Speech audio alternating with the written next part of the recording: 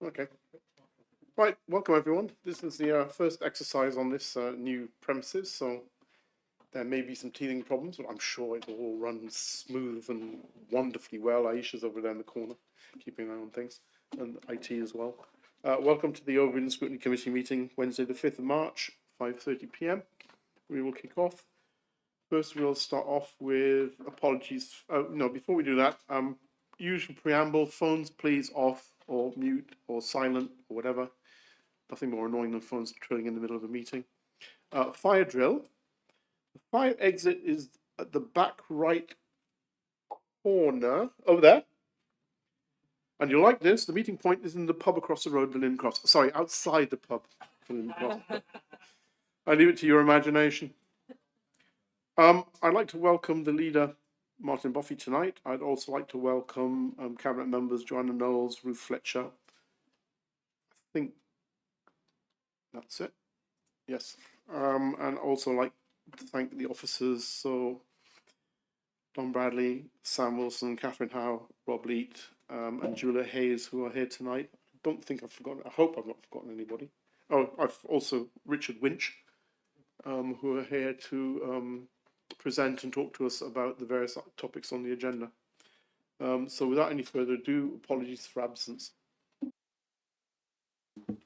We have apologies from Councillor Nick Grant.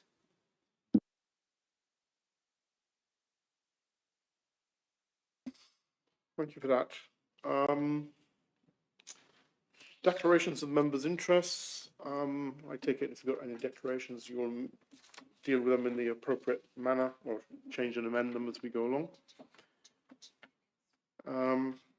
I forgot that we have to approve the minutes of the meeting held on the 15th of January 2025. Can we approve these and sign these off? I will sign them here. Can I have a proposal seconder? Everybody agreed? Thank you. You can pick them up as you wish. I'll just sign these in the meantime. And declarations of members' interest we've already done, so just bear with me a minute.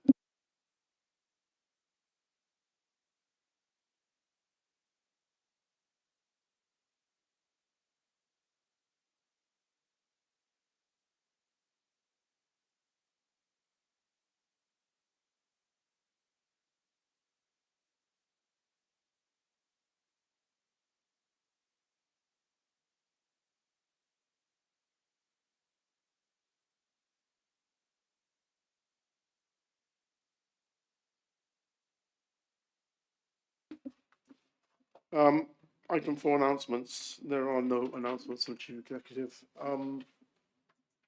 You all know that basically Liz Kitchen was a member of this committee and served on it well, and Liz has been a long upstanding and outstanding member of the council, and I'd like just a minute's silence just in respect of her memory before we move on. So I'll suspend at the moment.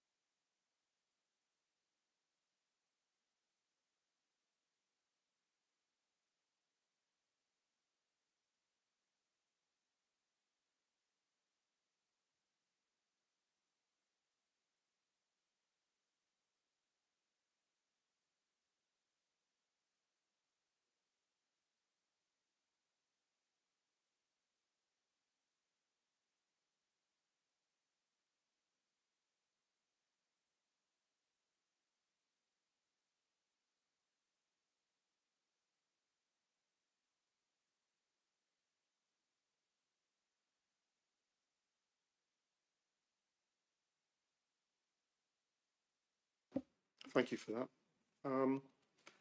Next item on the agenda is the initial proposal to MHCLG on local government reorganisation. And basically, we will receive an update from the leader. So thank you, leader, for coming to give us an update on this subject. And I have absolutely no doubt there will be some questions for you once you're done. And I'll hand over to you. Thank you.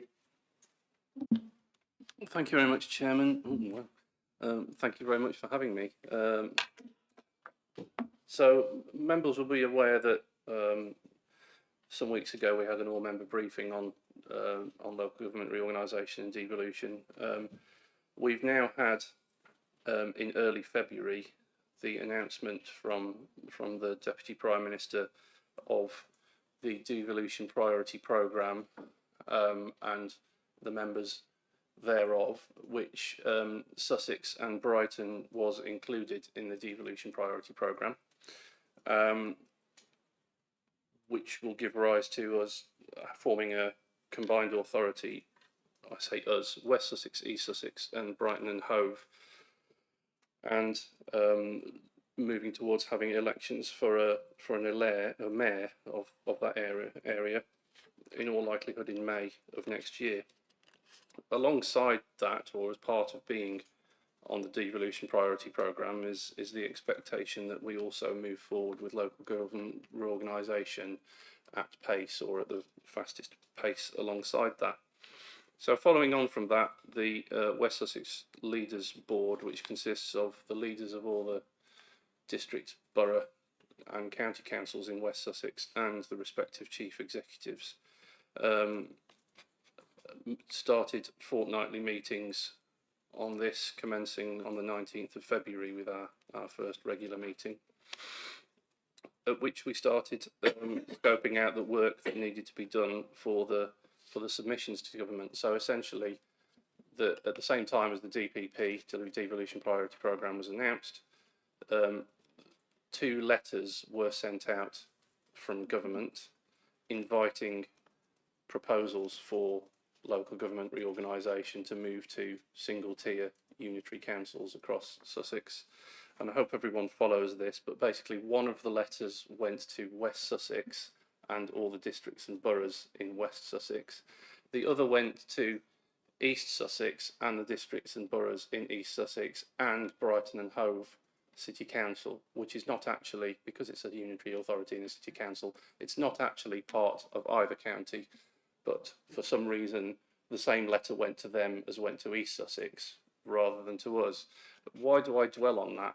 Well, because essentially the expectation is that a proposal will go from West Sussex for our views of local government reorganisation in West Sussex, and either a letter or letters will go from East Sussex and Brighton. That's a little flavour of just how straightforward all of this is going to be. So the expectation set out to us in moving through this progress is that there would be an initial submission by the 21st of March with proposals for local government reorganisation, which, forgive me, but I'm just, for the rest of this, I'm going to refer to as LGR. I'm not really an acronyms person, but it's a lot of syllables. So an initial proposals in the 21st of March, and then final proposals by the 26th of September. So at our first meeting, by that point, chief executives of all the councils across the West Sussex have all been working together on this and meet regularly and divided up the work streams amongst themselves to work on certain things. By the 19th of February, they had sort of dived down into what the 21st of March submission, the initial submission, needs to look like. And basically government officials have confirmed that this has no role in terms of statutory process. It is purely a check-in on where we've got to. So it's proposed that our submission will be in the form of a letter from the districts and boroughs and the county, setting out plans for work that will be undertaken over the coming months ahead of the 26th of September deadline, along with a set of generic high-level options for reorganisation across the county. And then the 26th September submission, which is termed the final one, we expect will require business cases based on data analysis, which need to be worked up by mid-June for then the Leaders Board to consider. There'll be a crucial part of this process. Consultation and engagement will then take place over the summer. I anticipate being both with council, but also the public. So to aid in developing a shared framework for collecting the data on which these business cases are to be based, it's been agreed that this could be shared with Brighton and Hove and East Sussex, and the idea is that all councils prepare the same data sets on the same basis for this to be able to analyse together. And the broad plan is for the data to be collected at district and borough level and then aggregated up, although as one can imagine, because the county council services are done on a county footprint, a certain amount of disaggregation is required in order with those data sets in terms of being able to look at different proposals for what we might put forward. Now, point to note here, in terms of funding the business case, the approach that West Sussex councils have decided to take is, rather than appointing a firm to undertake this for them, it's been decided to use our own, where possible, our own local knowledge and expertise in all areas, but to appoint a programme director to steer and collate this and drive it forward. And with that in mind, the Leaders Board recommended a release of £200,000 from the shared business rate pool to fund this, with the idea being that that's what pays for the programme, the project, etc., etc.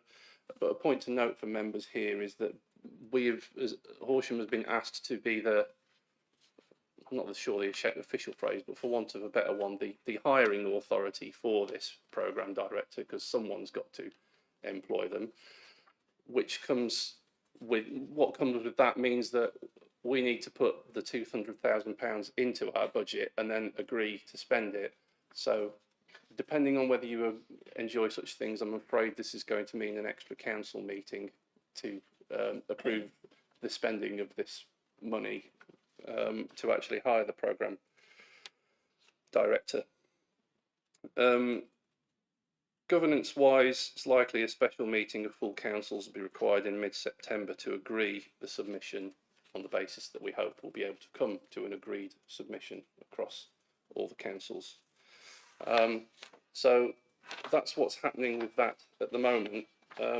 In terms of where we're moving to now, so we had our second meeting was actually this afternoon, so I don't have a fully scripted readout from that meeting just yet, but what we were able to do was look at the outline, a first draft, if you will, of the March submission, to then be able to raise points, discuss it, highlight areas where things need to be changed or tighten up, with a view to that being finalised and sent in March.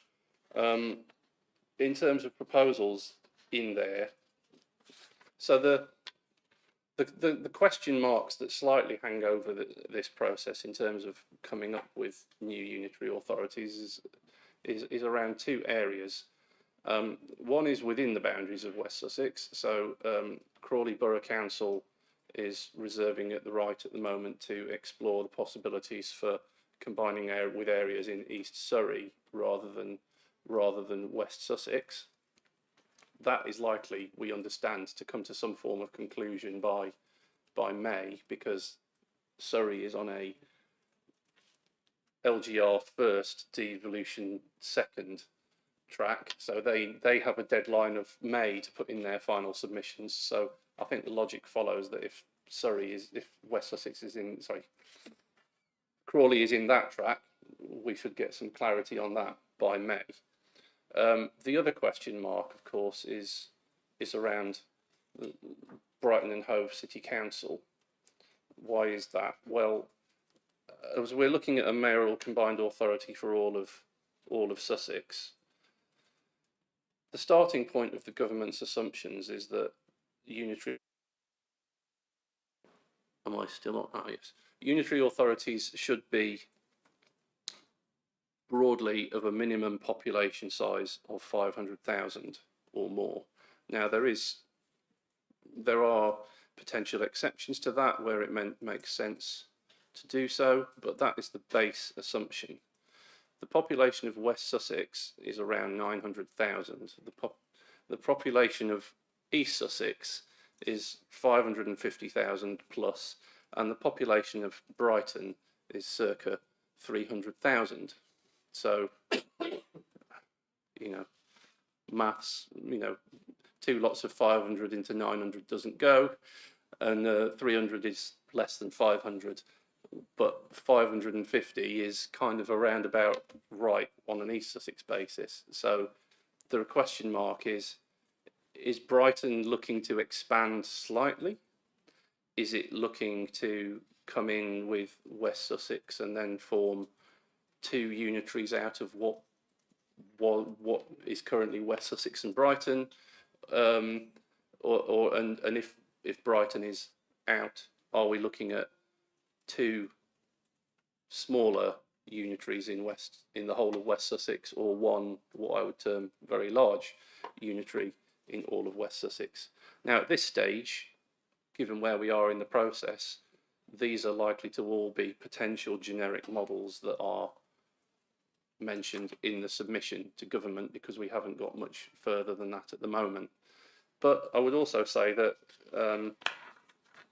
it's not necessarily a hard and fast rule that those are the only options. There could, given that there has been some flexibility downwards in terms of the scale, maybe more unitaries in the area in the whole of Sussex could be a possibility. And the other thing that is not currently ruled out by leaders in looking at all of this is, because we're supposed to be coming up with sensible geographies and places that make sense, are the current district and borough boundaries set in stone, or is there some flexibility around that where it makes sense? And that's what will be, the initial proposal goes in, and then we'll be looking at churning all of the data and looking at what the possibilities are, and obviously consulting on that as well.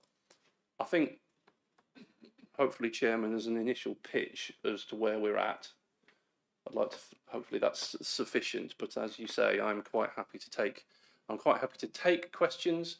Whether or not I am able to answer them is another. Actually, so if I beg pardon, the other aspect I will mention about this, because I'm sure it'll be of interest to many members present, the devolution priority programme makes very little mention of town and parish councils. In fact, it only mentions them twice in quite oblique ways, but that's not how I see things when considering this endeavour, and I'm sure many other members will not see it like that either, because I think they're going to be an important part, continue to remain an important part of the local government framework going forward. And what a lot of areas around the country are going to be looking at with regard to this, because although there's only 6 areas in the DPP programme, pretty much all of the 2-tier areas around the country have been asked to look at local government reorganisation. In many areas, what's going to be looked at is possibilities for what we sometimes call double devolution, which is some aspects of council functions that are conducted either at a district or borough or at a county council level, which could potentially be passed down to parish and town level. Now, this is not I don't view this as something being that gets imposed on town and parish councils. What it would be like if people didn't impose things from above onto councils, but that's another thing. But I'm keen to engage with town and parish. Well, we only have parish councils in Horsham district, but to look at the possibilities for some of this happening. I've already attended, and it was very productive and very welcoming, a meeting at Stenning Parish Council along with the Chief Executive a couple of weeks ago, which representatives from other surrounding parishes came to as well, where I outlined what was known at the time about the DPP and local government reorganisation, and putting that to them and saying I wanted to hear from them, engage with them, and see what they might potentially want to take on going forward, or what changes in governance they might want for their areas. I had the next such meeting last night. Last night, was it? Monday night. Thank you, Councillor. That's the sort of week it is at the moment. Yes, it was Monday night. Very enjoyable meeting with Broadbridge Heath Parish Council, and I'm off to Dorrington straight after this meeting. And there are other meetings with parish councils set up as well. Primarily at the moment with the larger by population parishes, and in many cases those with larger district council held facilities or land. But that, that doesn't mean that the smaller parishes are not important too. They are, and we'll look at best ways of engaging with them, whether that's like staying with them, attending these meetings, or other things. But thank you very much, Chairman. Thank you, Leader. I have some questions, but before I launch into them, do members have any questions? Councillor Taylor. Thank you very much. A couple of questions, Martin, on Crawley. What if Crawley opt out to be in Surrey? What would the 900,000 come down to? Oh, It's not going to make 100,000. I think they're about 120,000. So I think it would come down to, 780. yeah, something like that. And I couldn't see are they going to, if they're not deciding till May, are they going to be in these options for West Sussex in March, or are they going to opt out of that discussion? So it's not that necessarily that it will be decided by May, but that's when that particular proposal has to go in. But Crawley are very much engaged still with our West Sussex process. Indeed, Councillor Michael Jones will be chairing the next fortnightly meeting, and by quirk of fate, we are cycling the chairing of these meetings around the different authorities. So actually, he will be the chair who signs off the March letter that goes into government. But I made a point of checking this afternoon, and he's perfectly happy with that because he's still very much part of this process. Councillor Vickers. Thank you, Martin, for the update. It's very helpful. Clearly, this is all moving at great pace, and it's quite difficult for parishes to understand how this is going to manifest and how it's going to affect them. Mostly the concern about assets and how that's going to be divided up.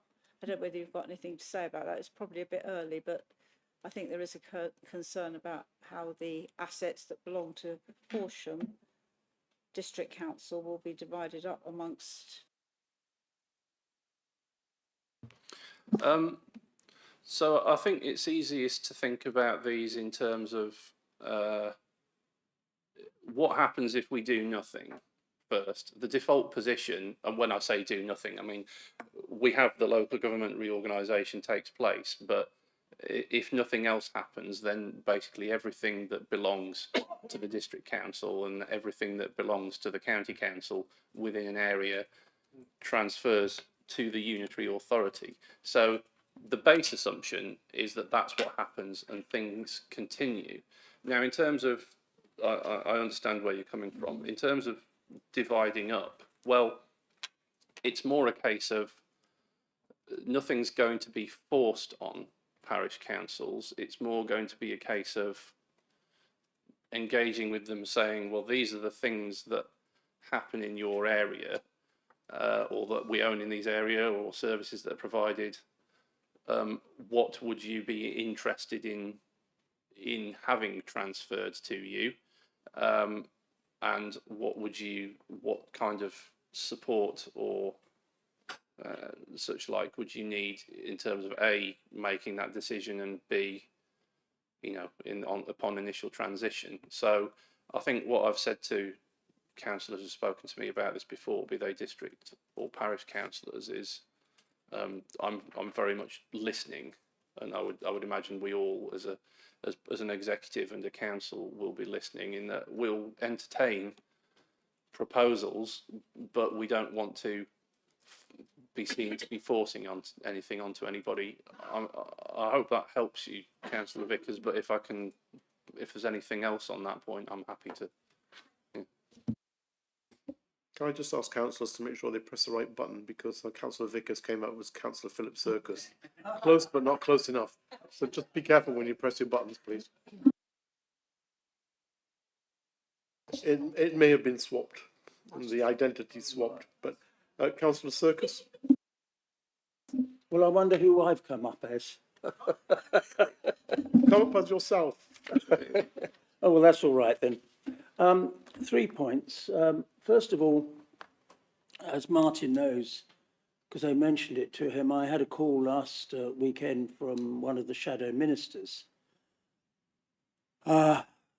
asking what my group thought about the whole question of devolution and local government reorganisation.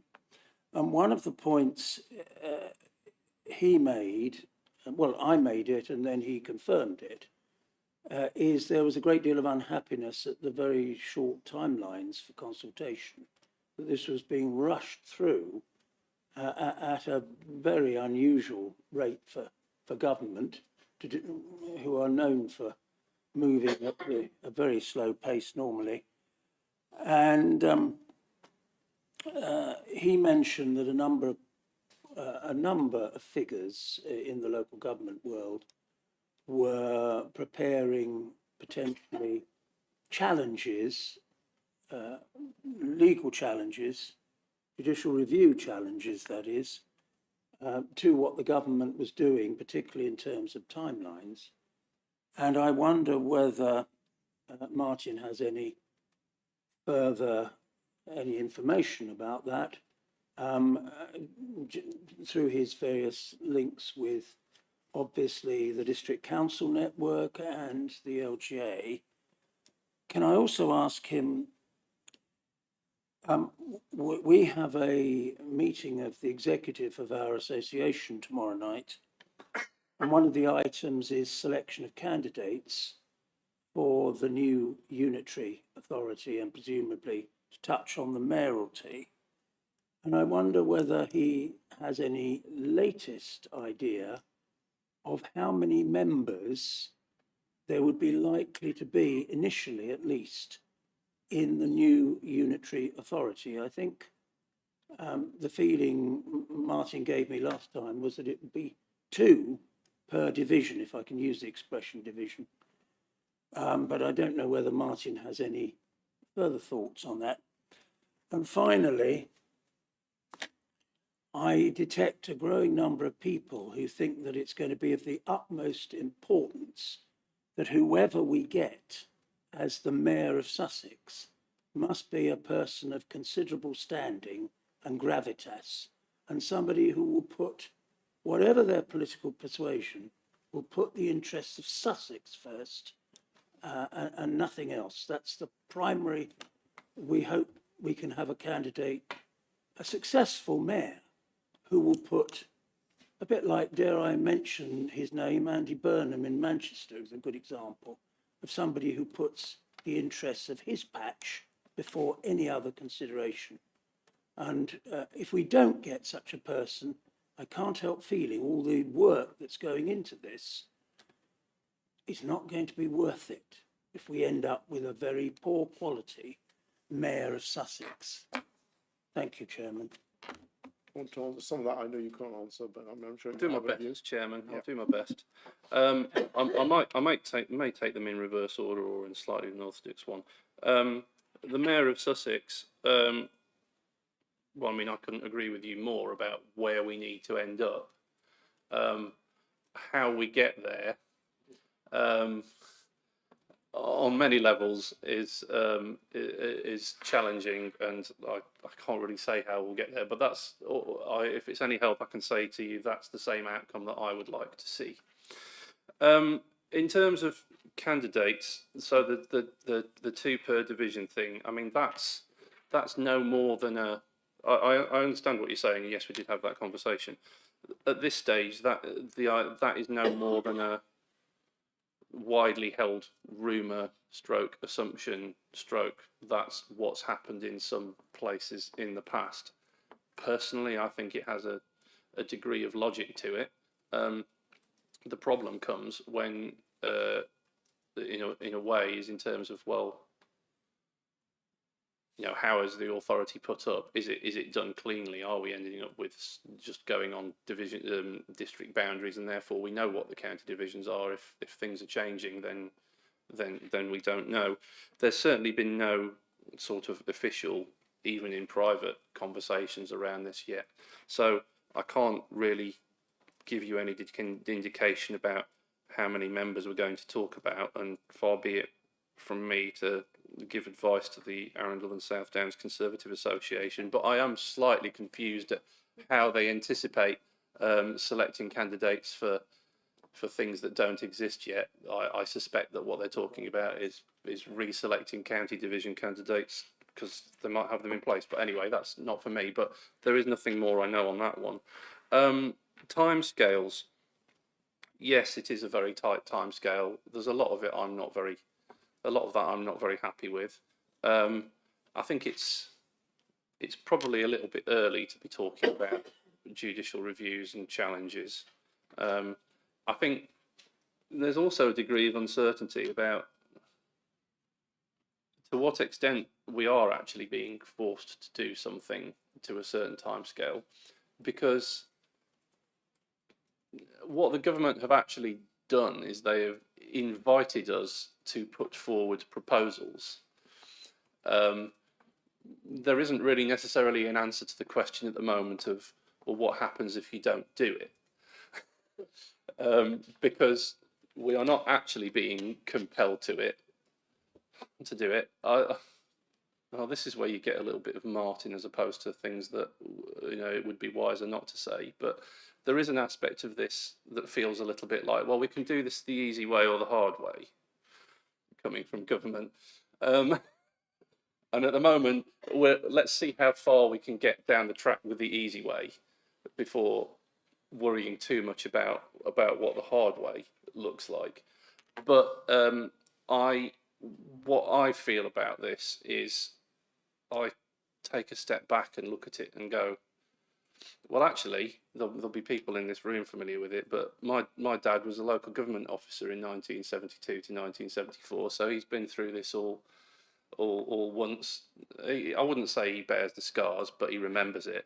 But, you know, when he went through this the last time, he was a younger man than me. And that tells me that when these things happen, they happen once in more than a generation, and we all have to live with the consequences, for better or worse, for a very long time. So I am very much of the feeling that what's important to our residents is that we do everything we can to get this right, rather than do it fast. And if there's something which we collectively think is clearly the right answer, I will be loath to abandon it and step away just because someone says, but we won't hit this milestone by a certain date. And well, for one thing, you know, the government was a week late in announcing who was on the devolution priority programme. So what's sauce for the goose is sauce for the gander, if you ask me. Thank you. Thank you, Martin. Any other questions, anyone? Yeah, I've got you made a point about Crawley. My understanding was that Surrey was actually looking to split itself into two, or is that just hearsay? No, that's not hearsay. That is actually I shouldn't say amusing, but I will. A slightly amusing quirk of this, somewhat, in that what's basically happened is that they want mayoral combined authorities across England, and Sussex has been accepted as an area for a combined authority, and Hampshire has been accepted as an area for a combined authority. And I don't think there's an awful lot of interest in the Thames Valley area for combining with Surrey, and north of Surrey is London. So you can't be a combined authority without having something to combine. So you can't have, Surrey can't be both a devolved area and a county unitary. So they are in the somewhat strange position, whether it's a good idea or not, of having to be more than one unitary authority, simply so that they can be combined again. I just wondered how badly that affected Crawley, that's all. I'll pass, I'm afraid, I don't know. I mean, my other comment is you're quite right. No mention of towns and parish councils, which is, me and parish councils, being a parish councillor myself. And it's just something that I'm very, very, I think we mustn't lose sight of. And I think this government needs to pay attention to parish councils as well. I agree with you.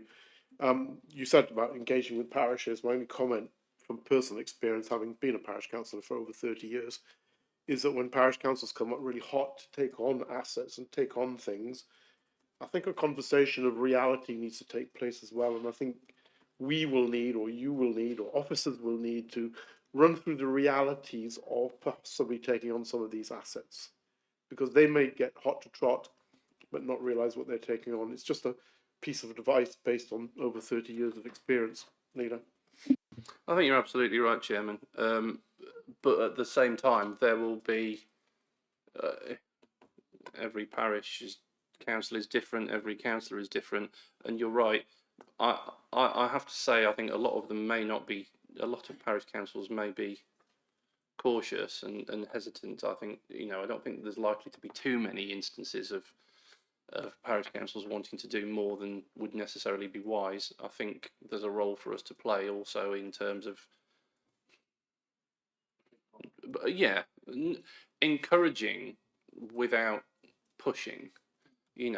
Where the ambition is there or the aspiration is there to do something, but there is deeply held and not unwise concerns about whether it's possible to have the conversations about saying, okay, well, let's look at that together and see whether you're right to be concerned or whether there's something that can be done to make this more achievable so that everyone benefits. But you're absolutely right.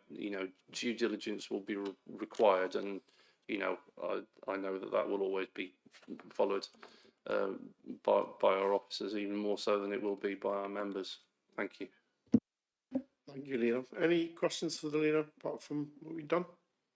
Well, thank you very much for coming and updating us on this. If you want to, you said you've got another meeting to go to, so please, Thank you very much, Chairman, and thank you for having me. And yes, I'm looking forward to going to Storrington and talking some more about LGR. Good evening to you all. Thank you. Thank you.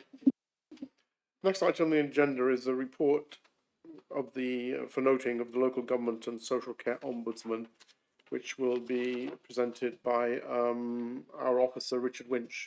I'll hand over to Richard. Thank you. Thank you, Chair. Yeah, as you know, we get the annual results issued to us by the local government ombudsman, and in 23-24 they received 17 complaints about us. Now that's quite an increase from the 10 we received in 22-23. Of those 17 complaints, 2 of them were upheld, 1 was not upheld, and 11 were closed after initial inquiries being made. 2 complaints referred back to us for local resolution, and 1 was determined to be incomplete or invalid.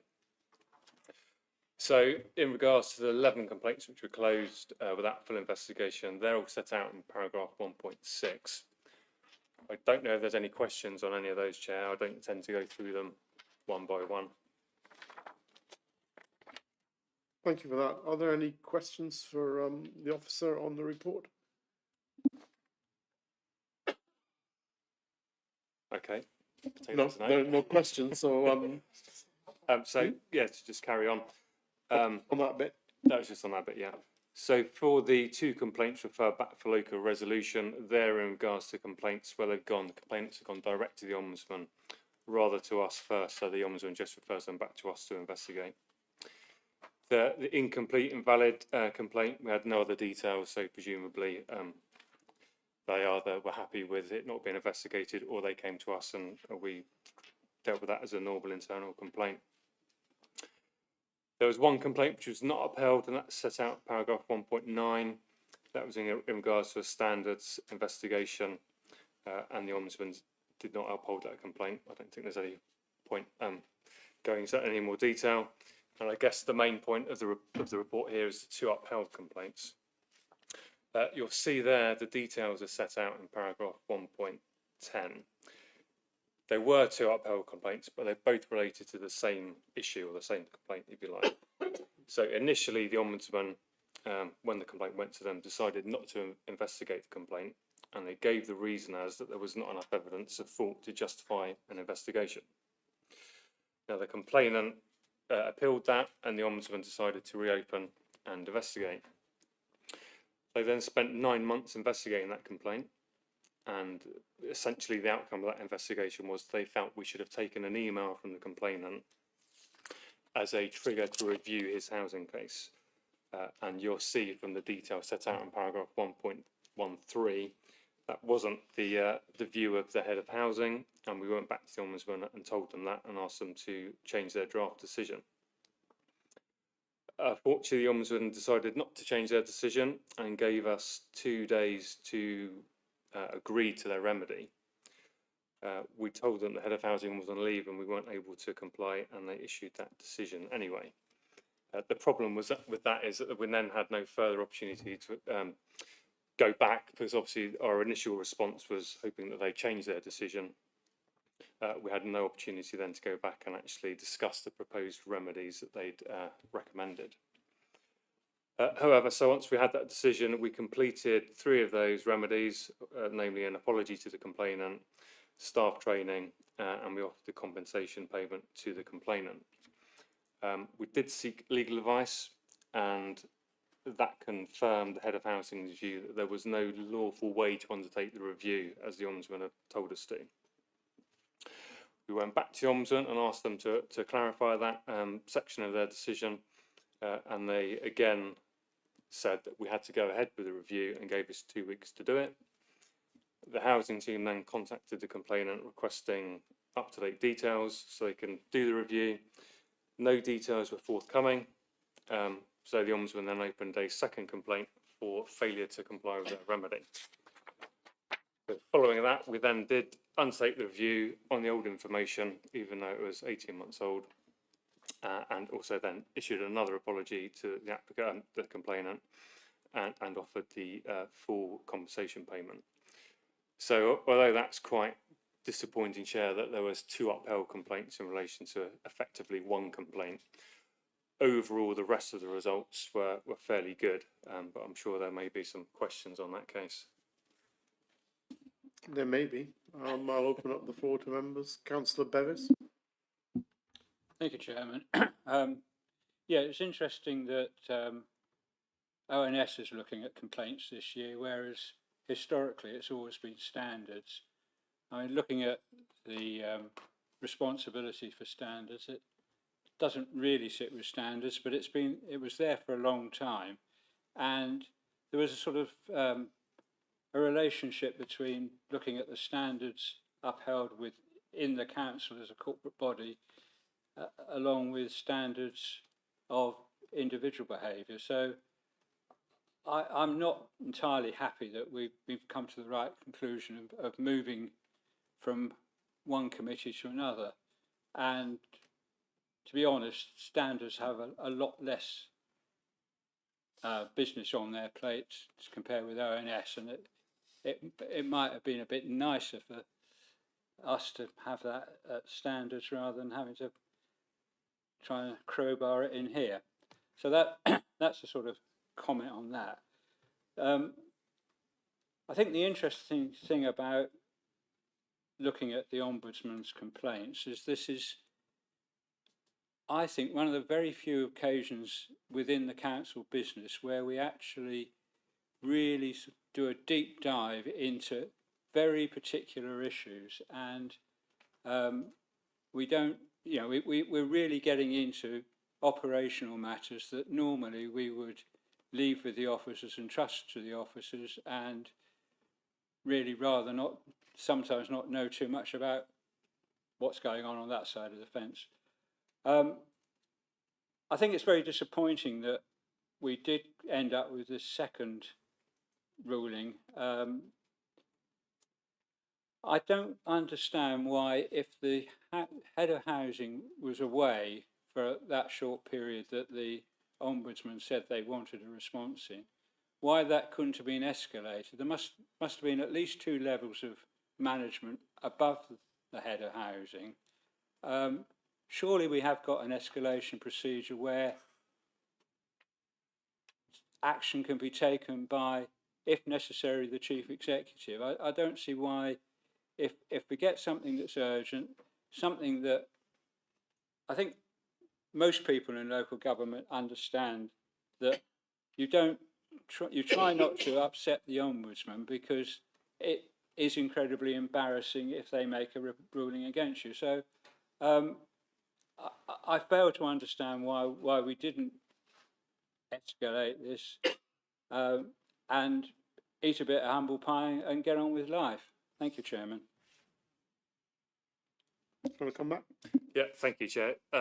Just to respond to those several points, the reason the change of committee was basically following advice from the Ombudsman, who have now updated their guidance to us, saying it's a better remit to be in front of ONS rather than standards. In regards to the Ombudsman complaint, I actually think it's more an issue with the Ombudsman giving us such a short timescale rather than us not being able to escalate it. Obviously, the head of housing is the expert in the council on housing matters, so putting up the chain may not have got quite as an informed response to that. And also, the Ombudsman have recognised and apologised for the fact they only gave us 2 days for that, which was contrary to their own guidance. They should really have given us at least 7 days. So it was a bit of a, it wasn't them at their finest hour, shall we say.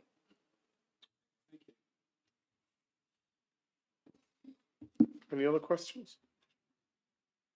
No. I think that draws it to the conclusion, does it? Yeah, I mean, there were a couple other points. Just paragraph 1.20, there's just the annual comparison for members to note, but there's no real thing to draw out from that. And also, just to highlight in paragraph 1.21 about the annual results from the Ombudsman, it shows that they received a total of just under 18,000 complaints. And of those that went for an investigation, 80% of those were upheld. So they do tend to now cherry pick the complaints they investigate, so their upheld rate is a lot higher than it used to be. But yeah, that's about the end of it, Chair. Thank you. Oh, Councillor Jaffrey. Thank you, Chair. It's just a really quick point. So, as the officer's just highlighted, that the Ombudsman didn't follow their own guidance. It's just more of a point of clarification. It might not be worth it, but is there scope that the council can challenge those decisions if the Ombudsman did not follow their own guidance, and then the council has had that complaint upheld against it? It's just a point of clarification for future, really, because I'm not sure how useful it would be to challenge that decision in this instance. Thank you. We can go down the route of not accepting an Ombudsman's findings, but of course if we do that we then have to have a published notice, we have to advertise it in the press, so obviously we're quite reluctant to do that, but the fact that they recognised that their conduct wasn't really meeting their own requirements and they did apologise for it, I think it's probably best to leave it at that. I think it's one of those cases that sometimes it's better to let sleeping dogs lie. Any other questions? No? Well, thank you, Richard, for coming. You're quite welcome to stay if you wish, but we totally understand if you wish to leave. Thank you. Next item on the agenda is something we've been looking forward to. It's a review of the Council's finances and performance quarter. We've got Director of Finance John Bradley and Sam Wilson. Thank you for coming. In view of the long agenda, I hope that members will have fed through relevant questions to the officers, allowing them to prepare a coherent answer. I mean, the answers are always coherent, but at least answering the points that you may have raised. I did privately, and also speed up the business because I'm conscious of time. So, Dom and Sam, you know, I'm sure you've got some questions. Can I hand over to you both to present the item, please? Thank you, Chair. I will speak as quickly as I can. Well. So as usual, I'll start with the revenue and then we'll stop for questions and then move on to capital and KPI and projects. So on the revenue, there was a 0.3 million surplus forecast, which is an improvement since the forecast at month 6, which was a 0.1 million. There are overspends within strategic planning on the local plan and some specialist consultancy. Housing have increased bed and breakfast costs, and revenues and benefits have subsidy loss and contract cost increases. Parking income made some recovery. There was a strong Christmas compared to last year, so that helped bring some income, but it's still slightly down against the higher budget. Next year's budget also includes an increase in the price for season tickets to align with the day passes. There are some surpluses, so we have rent reviews in investment property, lower HVO fuel costs, and of course the usual interest rate falling slowly, and our balances being held up because the slippage on the capital programme. And again, salaries were lower than budgeted. So overall, we're in a reasonable position with a small surplus for the year. Any questions on the revenue? Any questions for the officers? No? Oh, no. Councillor Bettis. It's not, sorry, Chairman, it's not a question of that sort. It's just that quite often when members raise questions in the forum, it's useful for the other members because they're hearing information they might not have realised or might not have seen. So I would just wonder whether, if people put in questions beforehand, whether they could be published. Not too sure. Dom, you've got a view on that? What we can do, what we try and do as officers is weave some of those answers into our presentation to draw those things out for you. So some of what we are saying, or rather Sam is saying, has already been raised, and we're sort of feeding it back. Some of the questions, of course, are sometimes a misunderstanding about a particular figure, and we're just explaining that for people. Other people may not need that explanation. Well, it's a valid point, but I mean, I'm not too sure whether the members of the public would like something like apologies for the short notice, page 20, para 1.1, car park users opted for season tickets that are cheaper than day passes. Is this something to examine our pricing structure? You know, and then things like 2 projects on page 22, para 1.15, 2 projects are progressing, internal and external issues. There are 13 projects are listed, but the detail are only 4 itemized. Could not a table be created to cover all? Do we really want to go down that road? I don't know. I mean, I prefer to let the officers sort of weave that into their narrative. Councillor Bateman. I'm just wondering if it's possible for you to elaborate on the plans to change the season ticket prices to align with the parking generally. What's the ambition there? I think we have the expert here, don't we? Is that something you'd like to pick up on, Rob? I missed the season tickets to align with. So we were told there that the plan is to change the season ticket prices so that they align more closely with the parking charges. And I'm just wondering if you can just elaborate on that a little bit more. Okay, well. So do you want me to clarify that, Rob? Are you clear on that? I mean, the point is, the comment was car park users opted for season tickets that are cheaper than day passes. So the comment was raised about pricing structure, and basically the answer came back, yes, it's already in hand. The price of season tickets will be going up from the 1st of April 2025. I don't know if that's enough of an answer or not. Over to you. Yeah, so basically we saw a shift after COVID of less season tickets being sold because people were opting for day passes because the day passes offer much more flexibility than a season ticket.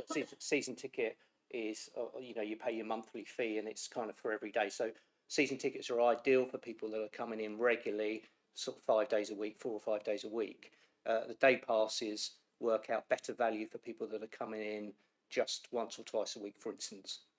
So what had happened was that people were then bulk buying day passes rather than season tickets. So the season ticket numbers were reducing and the day pass numbers were increasing. So we needed to level it back out by basically leveling the prices back out. Does that cover it? Yeah, I just misunderstood what they were trying to align with. I was thinking what he said to align with the pull-up and park rates. Or thank you. Thank you. Councillor Walters. Thank you, Chair. I just wanted to say how I'm delighted with my welfare hat on to see that the attendances to the sports centres have increased significantly. I'd say 20,000 attendances over last year is really good. And also congratulations to the Capitol for taking on the films that they have done this year, because I know they have to pick and choose. And obviously the ones that they've chosen have been very successful and brought more people in. Thank you. Any other questions? I want to continue, Sam. Sorry, Councillor Davis. Sorry, Chairman, I'm not sure whether we're in the right place or not. Looking at PIs, I was looking at the sports centre attendance, and I just wonder why the pavilions and the Weald are mentioned, but Stenning isn't. Is there any sinister reason for that?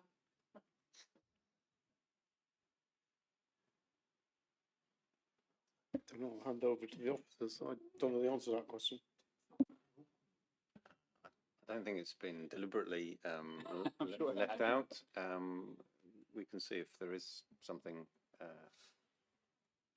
involved there that means that it's either dropped or it's gone up, etc. But sometimes our wording on these things doesn't cover everything because we've got such a small space to write something, so we just pick out the key bits.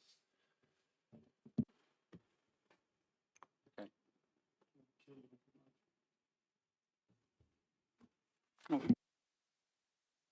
It's just to come back to the point you made about publishing questions. I mean, it's not a bad idea, but on the other hand, sometimes you ask questions, and you know the answer that comes back you might think that you've been stupid asking the question. If you see what I mean.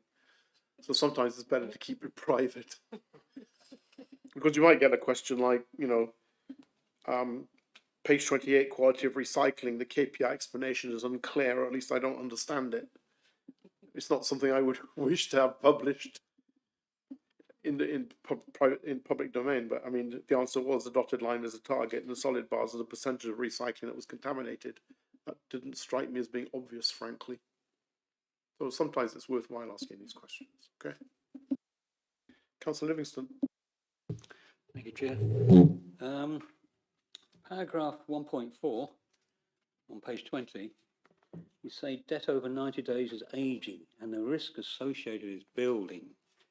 How much is it building? And should we be worried at this stage? Oh, that's been raised. I'll hand over again. I'll cover that now and then I'll go back to the capital programme.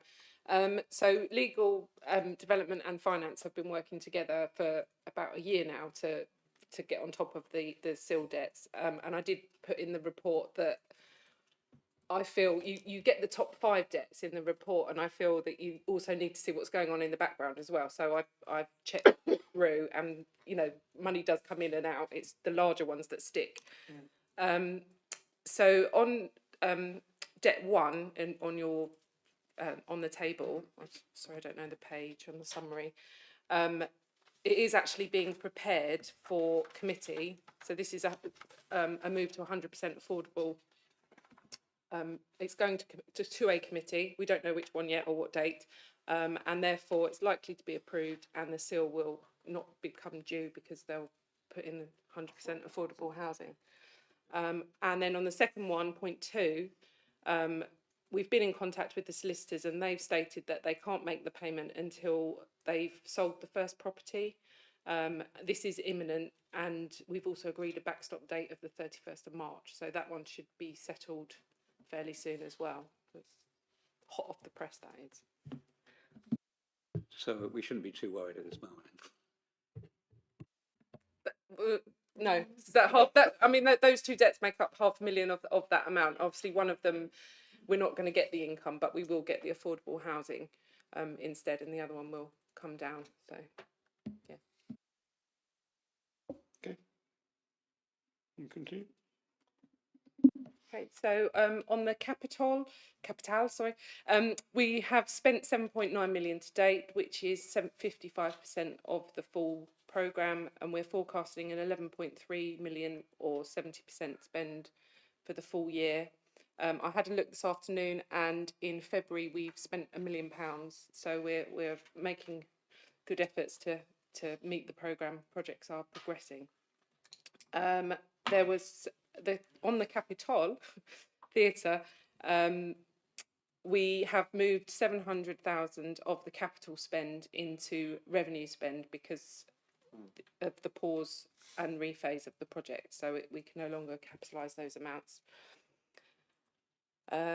We spent 13.6 million in the full year last year, which had a higher capital programme of 19.3. That did end at a 70% outturn. So we're on a similar pattern to spend again this year.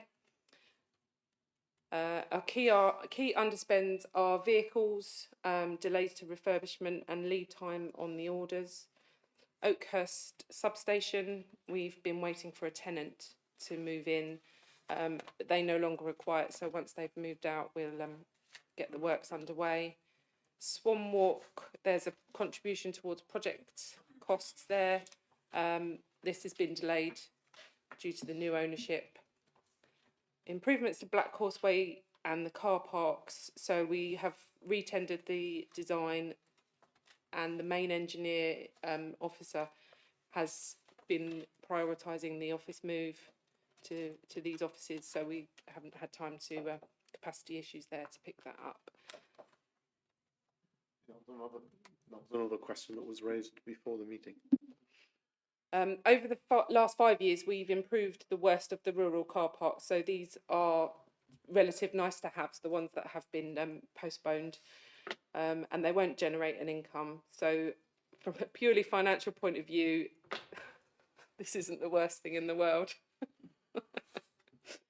But we will review all the rural car parks. We have had a couple of questions on 37 Bishopbrick, which was a property that we bought back in November 2023.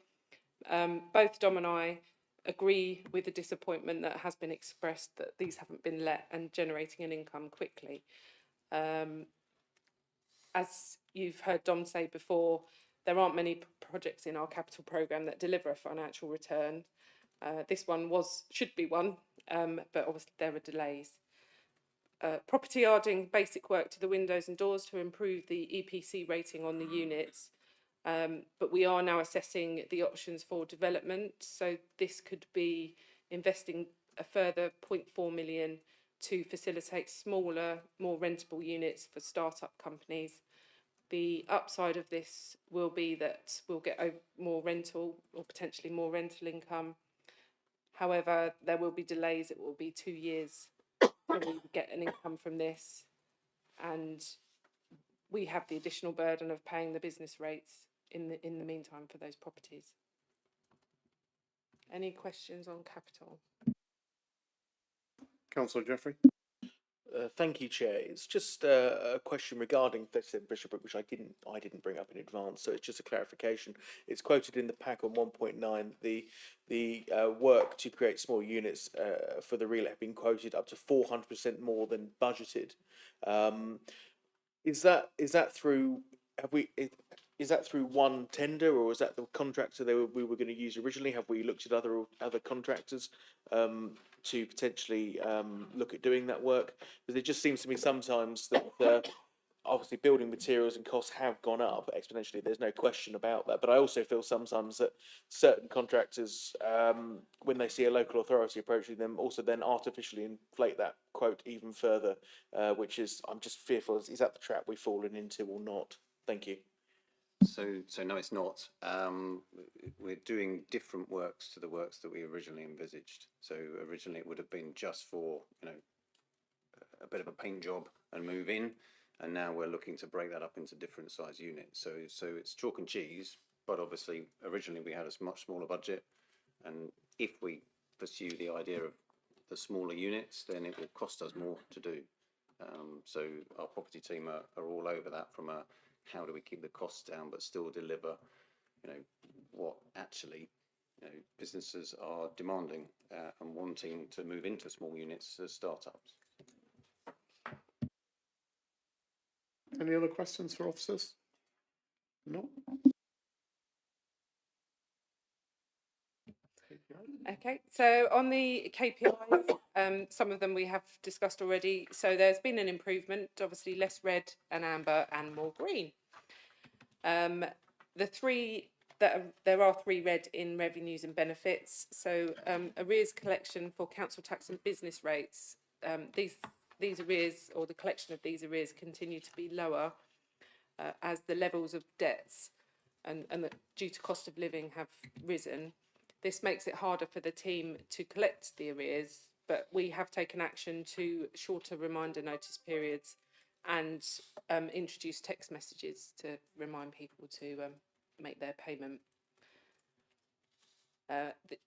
The quality assurance and local authority error rate has reduced from 0.54% in Q2 to 0.38% in Q3. This is now below the lower threshold, and it is good news, but there's a caveat that this is a pre-audit figure with a small amount of headroom, and that the audit findings could mean that the council does exceed the lower threshold at year end. So in 23-24 we had a pre-audit error rate of 0.24%, but extrapolation during the audit took this to 0.5%, so we lost out on 65k of subsidy there. This will remain a red KPI as well as a red risk on the risk register. Major projects, I'll just go over that quickly. So good progress has been made on all the projects, considering we've been moving offices, and as the external factors show, we are reliant on other organisations as well. So. Any further questions to officers? Councillor Bevis? Yes, Chairman. I'm pleased to see some new KPIs at the end on pages 37 and onwards. I think these all relate to planning, but unless you are a professional planner or have been on a course, they are incredibly opaque the way they are described in the papers. Quality of major decision, no explanation of what sort of major decision is being made. It's important that we have these KPIs in the pack, because these are KPIs that we're reporting to the Ministry of Housing, etc., and they understand it. But I think for the purposes of the councillors and any layman that happens to read these papers, we ought to be saying what apples we're comparing with what oranges, and try and keep it in sort of single syllable words. Thank you. I mean, some of those points were raised privately, but do you want to go back on that? I can come back on that, yes. Obviously I'm a professional accountant and I understand the world of finance and resources. I don't understand the bit about planning either. I wonder whether the committee might want either a presentation or a briefing perhaps from experts in the planning field who can explain it in English, and I'll gladly sit in alongside you on that one. We might have some help from Councillor Len Ellis-Brown over there, but I'll hand over to Len. Thank you, Chair. Yeah, these are standard measures known nationally. The quality of the decision making is both in the time that it takes to make that decision. One thing I would add here is that we are green, and that's really good, but we are dependent on extension of time, and we are no different than any other council in the UK. Every single council in the UK is dependent on the extension of time to get their application through within the timeframes dictated to by national quality of performance measures that are circulated to all councils. Thank you, Chairman. Do you want to, Councillor Bevis? I think it might be useful if Don can arrange a presentation at some point at a meeting that has got a slightly lighter agenda tonight. Fine. I mean, I did raise some of these points. I mean, one that if you look at page 39, the bottom one talks about speed of decisions and what we do. The comment I found quite interesting in there is basically there's an expectation of new excluding EOTs, which is extension of time. So basically a planning application comes in, there's not enough time to resolve it, So we ask for an extension of time, and most people say, yes, that's fine. And therefore we have more, the clock continues to tick, if I can put it that way. And I did ask the question, you know, has anybody measured where we stand without EOTs, for example? And that, I did get an answer to that. So it is, but I think it's a good idea to maybe get somebody to come and explain these or get them in writing, I think. You want to take that away? Yep. I'd like to thank Councillor Joanna Knowles. She's got to go now, unfortunately. Sorry. Councillor Jeffrey? Thank you, Chair. Just a quick question, clarification on the council tax arrears, the collection of arrears. Please correct me if I'm mistaken, but I believe it was a while ago, I think it was last year, that it was brought up, the wording that we use on our reminder letters as well, and the text, I know text notifications are going out now as well, which is great because that's more direct, obviously, with reliability of post these days as well. Isn't always a great thing to always just put them out in the post. But obviously with the cost of living crisis and some of the reasoning for people not keeping up with their council tax being financial difficulty, have we looked, because I haven't seen anything on it since, but have we looked at the wording on our at least the first reminders of our council tax notices, be it by letter or text? Because I generally find with people that if you take an understanding approach, particularly when they're in financial difficulty on the first few approaches, you'll get a much better response in terms of collecting those arrears than being aggressive off the bat, which occasionally general local authorities tend to be off the bat initially. So thank you. So yes, we are looking at those sorts of things. I think we have tried to change our approach in some areas. I've always almost split it into two. So there are those that, you know, struggle to pay and can't pay, and those that just don't try and pay. And sometimes the approach is slightly different, where we can determine that. It's obviously difficult to determine that. But you're absolutely right. It's not getting people into debt in the first place, engaging with them, and them engaging with us as well. And we want to try and encourage that. Hence the big drive to remind people before the payment is due, so that they don't spend that money on something else. They remember that they have to pay council tax, because it is a national obligation to do so. And it's, of course, to offer them support where we can. So some of the other schemes, so the council tax reduction scheme, etc., you know, whether they qualify for that or not. And it is about engaging with them. So we have changed. Could we do better? Probably. It's finding the time and resource and effort to unlock the gain that you might get from doing so. Is a fine balance when we are spinning plates and working extremely hard to deal with everything that we have to deal with. So it's an ambition that we're trying to improve. Thank you. Can I just ask a supplementary on that, Chair? Just so thanks for that explanation, Tom. That's really helpful for me. In regards to the council tax reduction, obviously we've got 100% tax relief now for those households most in need. Is that something we're including in our notice as a reminder, say on the 2nd or 3rd, for example, if we've still got no response or people are struggling to pay? Is that something we're making people aware of automatically, or is that something that only if they reach out to us that them being made aware of that they might potentially have access to? That is a very good question. So I don't know the answer to that, but I will come back and find out and update you with that. Thank you. Good question. Tom will come back to us and let us know. Councillor Circus? Yes, I mean, if I could follow up on this, I mean, we know that Citizens Advice do a lot of work in the debt management field and try to help. I mean, often debt is not about not having enough money. It's not being able to manage money effectively with a proper sense of priority. And the Citizens Advice do a lot of work in this field. I suppose the question is, do we, when we judge that it's about a difficulty in paying rather than swinging the lead, if I can put it like that, do we refer people or suggest they go and talk to Citizens Advice about managing their finances better? And do we talk to citizens' advice about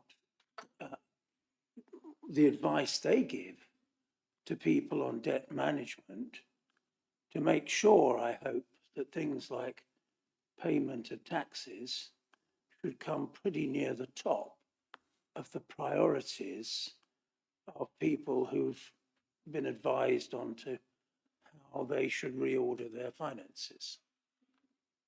Thank you. So it's a two-part question. I'm less certain on the second element there about what citizens' advice might tell people, although we do have people who perhaps could answer that question for me in a minute, Mr. Bevis. On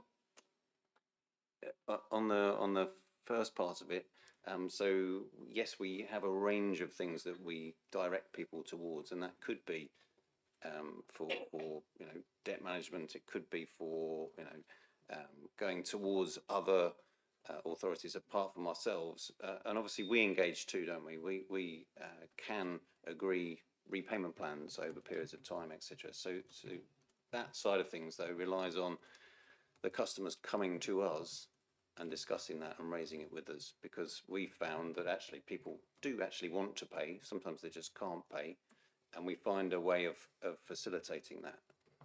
So on our website there are various different routes that people can take, and we do publicise that, and we do tell people about it, because we don't have enough resources to do it ourselves. Councillor Bevis? Can I put my CAB hat on? I'm actually stepping back from advising at CAB for a bit because of my role next year in the council. But yes, CAB do give a lot of advice on debt, but it is more of a general sort of signposting and sort of maybe a bit of nudging and encouragement. The problem with debt is that advice is an activity that is regulated by the FSA, and in order to give debt advice you have to be qualified sufficiently to satisfy the FSA that you can do it. So that's a problem that CAB and others have, is finding enough people that can actually take on clients and take them through maybe bankruptcy or debt recovery orders or whatever it is that will get them to a safe place. But if it's a matter of just sort of explaining the basic facts of life about how to sort of manage your budget from one month to another next, then yes, the CAB do that. So it's sort of a multifaceted problem, I think. Thank you for that. Any other questions for the officers?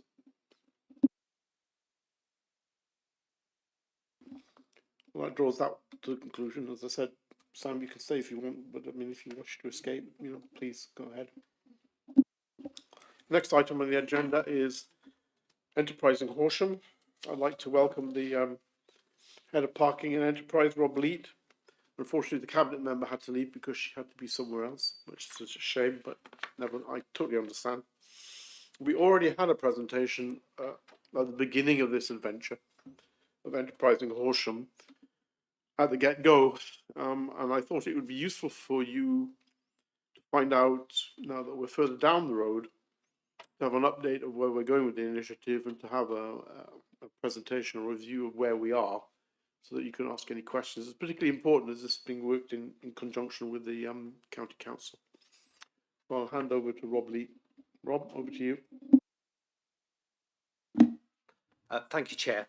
Yeah, so I've been invited along to give you an update of where we are at the moment with the enterprise in Horsham. And let me just hope that this works. You got a presentation to show? Yeah. Presentation now. They said plug this in and press the button, it'll work.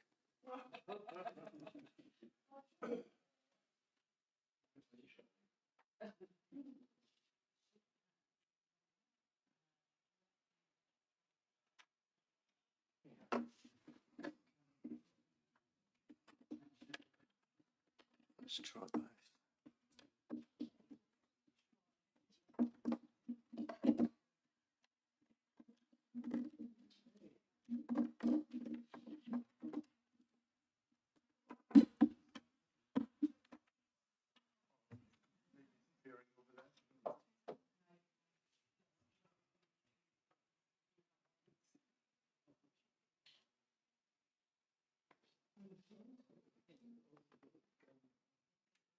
Well, if not, I'll talk you through it.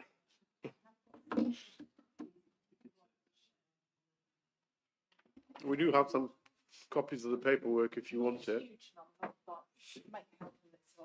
I'm afraid you may have to wing this one, Rob. Sorry. That's fine.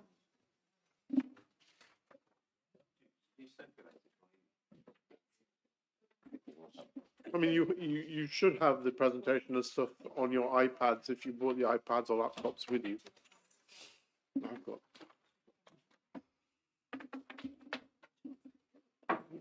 it's a presentation, is it? Rob, do you want to wing it? Yeah, sure. So I'll give you the kind of 6-slide version rather than the 42-slide version now. Just as an overview, so the council is finalising the Enterprise in Horsham Economic Prospectus and Business Charter as part of the new economic development framework, which replaces previous strategies. So we held consultations from September to November 2024, and these consultations have informed the key updates, particularly in refining priority actions and collaborative efforts, with feedback shaping future implementations. So in total, we received 231 comments through the consultation, which included 63 survey responses. And all of these comments were addressed, and most of the feedback informing priority actions. 85% of respondents expressed satisfaction with the economic prospectus, and 88% with the business charter. So we received really good feedback about it. Seemed to hit the spot with most of the respondents there. So in terms of the feedback that we received, the consultation showed that business support and town centres were the highest priorities for respondents, and the lowest priority was the securing green prosperity, which we've kind of understood that at a time the cost of living, businesses to one extent or another are often struggling financially, and they see that the green prosperity side of things is low on their low on their agenda. So for us, what it's done is highlighted that the messaging is absolutely key. Sorry, in terms of that the green agenda, if you like. So the top opportunities that came was investment in high quality connected employment sites, supporting key business sectors, growing focus on environmental policy making, and the fact that Horsham can be a strategic location in the Gatwick region airport economic zone. And obviously that has the importance of that has been heightened over the last week or so with the very real prospect now of Gatwick expanding. And the key challenges, infrastructure investment gaps, lack of affordable worker housing, and staff recruitment and retention difficulties. So in terms of how that consultation played into the updates in the economic prospectus, so the vision has been amended now to reference current and future generations and not just residents. There's an added statement emphasising sustainability and equality principles, and an updated Gatwick reference to the Gatwick region airport economic zone, which is something being driven by Gatwick Airport, a group there.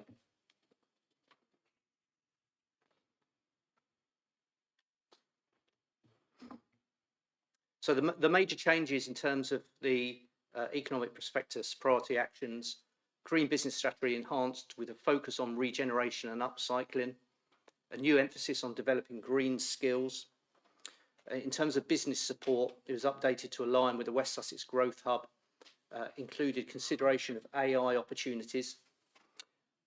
In terms of sector plans, these were expanded to cover land-based sectors such as farming, food, drink, viticulture, the visitor economy, creative industries, retail and construction, and local clusters. So by that, we kind of, as an example of that, is the Sussex 6 campaign, where we're promoting food and drink that are, developed, produced in Sussex, and you can see a really good example of that currently at Gatwick Airport, that have opened a restaurant specifically around the Sussex 6. So their produce in there are all Sussex produce. And then the skills development strengthened, so partnership with West Sussex Career Hub and the DWP, enhanced focus on disadvantaged groups and improved access to training opportunities. So in terms of the business charter key updates, these include sustainability and equality framework, so ensuring impact assessments and a focus on fairness and corporate sustainability, strengthen stakeholder engagement through extensive consultation and a stakeholder-driven approach, and a broader net zero pathway, shifting from a council focus to a district-wide strategy with enhanced business collaboration while maintaining the 2050 target. So key to the way that we approach kind of economic development and enterprise going forward is the one council approach, and this is about reducing what in the past could be seen as kind of silo working. So sometimes you might get, as an example, environmental health dealing with a business over some issue or other, planning dealing with the same business over something else. And not really aware of what each other are doing. So that's just a really small example, but you can imagine across the council there are real opportunities here for all the departments to work smarter, if you like, in terms of business. And we see the enterprise in Horsham as kind of the gel, if you like, to bring all this together. So the benefits in terms of this. This is about providing coordinated points, contact points, consistent service delivery, faster issue resolution and clearer communication. And for the council, it enhances intelligence sharing, resource efficiency, which is obviously quite a big one for us, decision making and business relationships. So the overall impact includes stronger business success, economic growth, better resource use and a thriving local economy. So the next slide just had some examples really of how the One Council has already started to work. We started to implement it in terms of trying to bring departments together and understanding what other departments, the problems they're facing, the problems that businesses are facing too.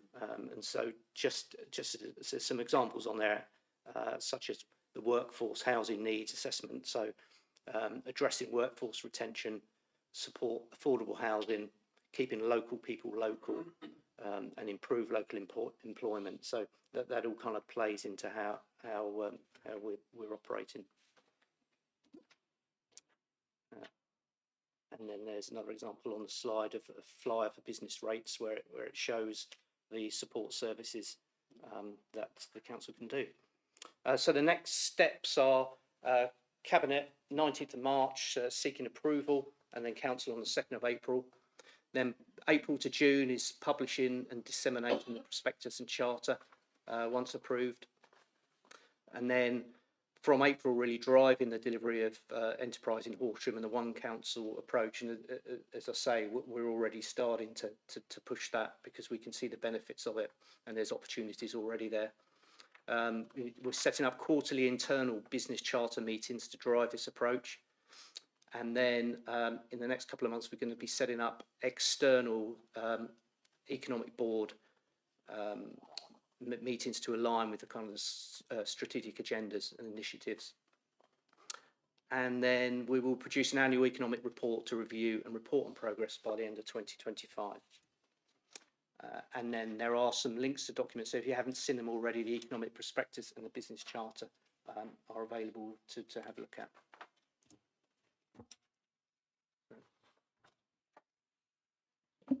Thanks, Rob, for going through that. Disappointing we can't see the charts. I would say that if you want to see the presentation in its full Technicolor, the PDAG is on. There's a PDAG on tomorrow, on the 6th, which is the Economic Development, Property Planning, etc., PDAG. So if you're really keen to see the charts and the full presentation, I'm sure it'll work tomorrow. You can always tune in, you know, if you wish. In the meantime, any questions for Rob? Councillor Circus. I just wanted to draw attention, mention one of the conclusions of the survey with local traders in 4.3. The trouble with consulting people is you don't always get the answer you want. And it seems that if I've read this right, local traders don't think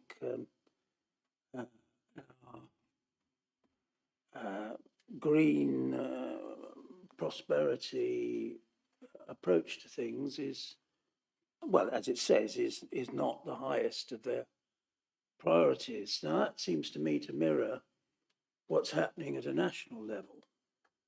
You have, for example, the Society of Motor Manufacturers and Traders, who are saying to the government that it's all very well having these targets for electric vehicles, but the public aren't buying. And this is creating problems for the motor car industry. It's the question of how we deal with people we consult with when they don't come back with the answer that you expect or want. And, you know, to be honest, this is quite an important issue. The question is, what we seem to be saying is, by saying this is about our messaging, that if only we got the messaging right, if we only told them what was in their interests from an environmental point of view, they would then up their response.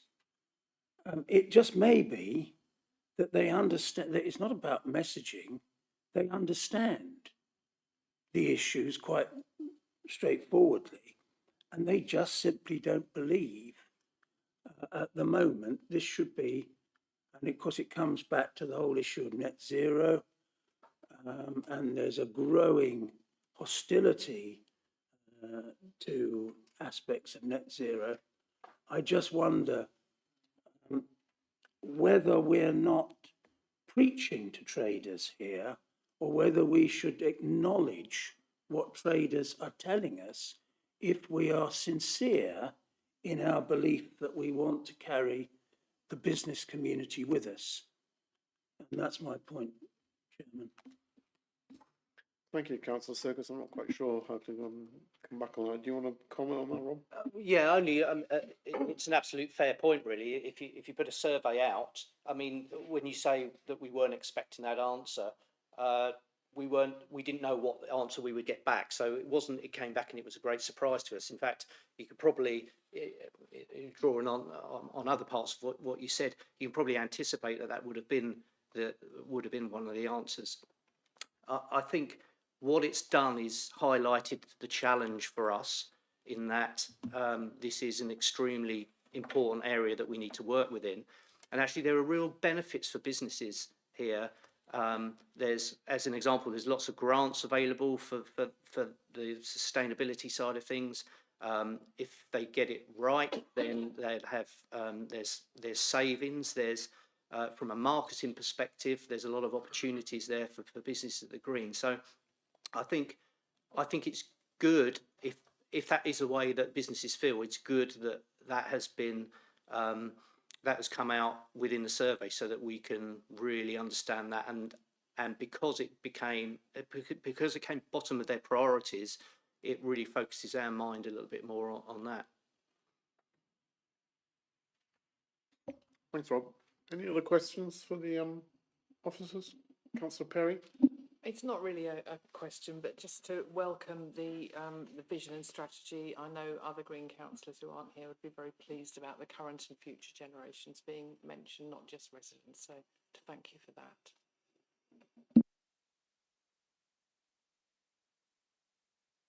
Thank you. Any other questions or items for Rob? Oh, sorry, Councillor Fletcher. I just wonder, given that Councillor Knowles had to leave, whether it might be appropriate to just respond to say, in terms of the green prosperity strategy, the council was this current administration was elected on its green agenda. And this is an issue of leadership in looking to take advantages of the opportunities for green economic development. So the council, it's not right that the council should be entirely neutral in this. This is a case of leadership. It's not the case that the rest of the world is neutral either. All of us as residents see a lot of people who are putting views on both sides on this, and there's quite a lot of, if you like to use Councillor Serkis's terms, preaching coming from the other side. So I think it really is just a point about it's looking for opportunities, and it is about leadership in securing them. Thank you. Any other questions or points? Councillor Walters. Thank you, Chair. I find it quite interesting, actually, that you've got businesses who put the green agenda number 5, and yet you've got people, the residents and the children in particular, who are very green and going and want to have green products and green ethics behind those purchases.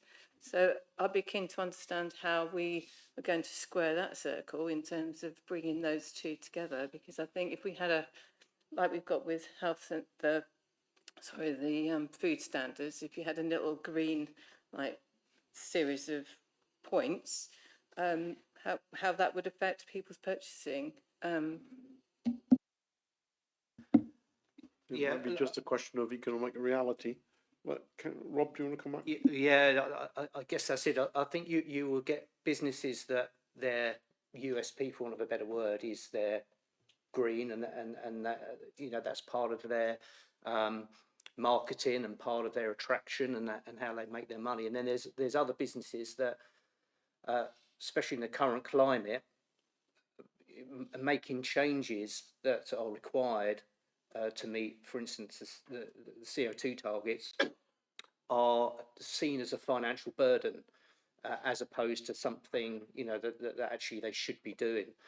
And so I think you've got two sides of the coin there, and I think you have a lot of businesses that really embrace it and really see what it's for, and then you get the others that are much more resistant to it.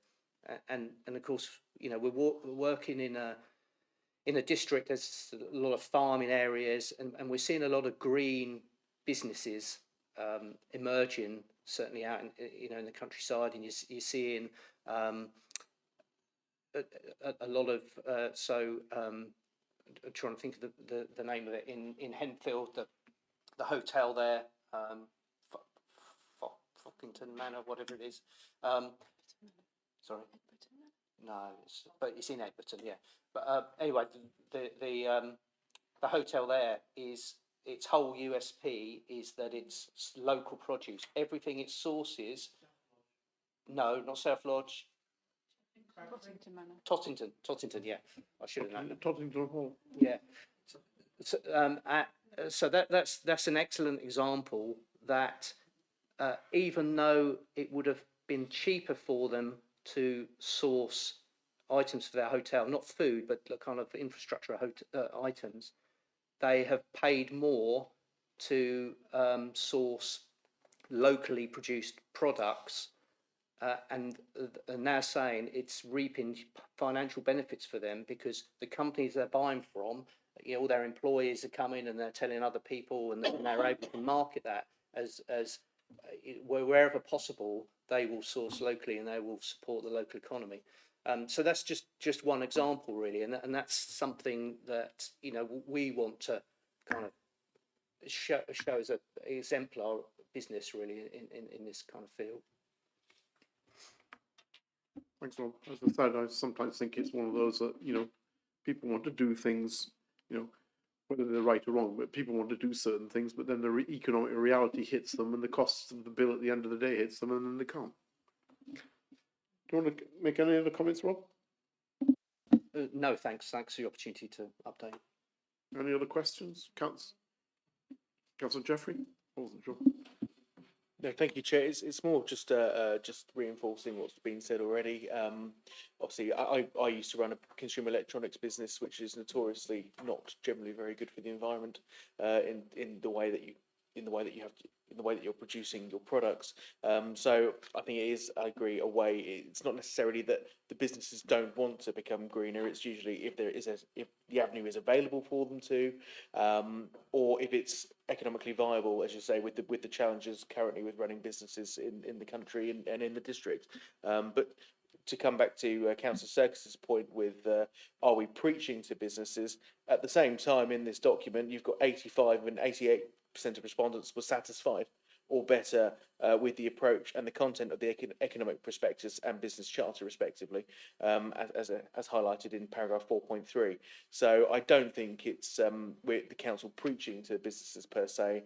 I think it's just finding ways moving forward of how best to assist those businesses in the transition to greener alternatives and greener ways of working in a financially viable manner. And I think that's going to be the real challenge to the councillors, how to go about doing that.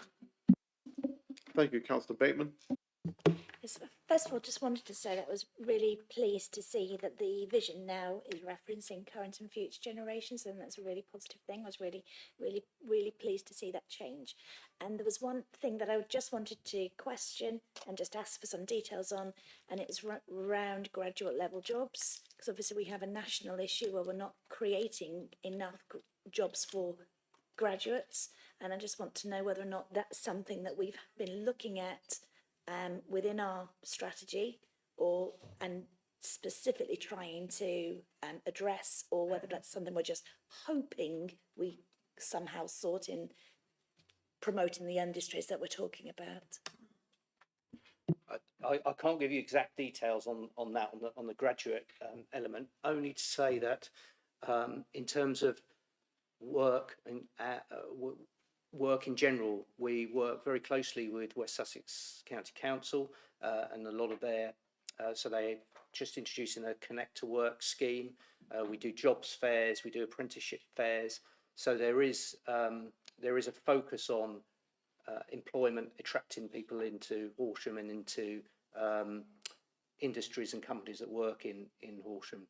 In terms of graduates, I can't comment on that, but I can certainly come back to you to let you know if that is a particular area that's going to be focused on. Thanks, Rob. Any other questions? No? Okay. I'm afraid you're still going to have to stick around, Rob, for the item 10. But now we'll move on to the interim infrastructure delivery plan from Catherine Howe. We'll present on this plus, with help from Julia Moyes. So, Catherine? Checking that the right name comes up. Thank you very much.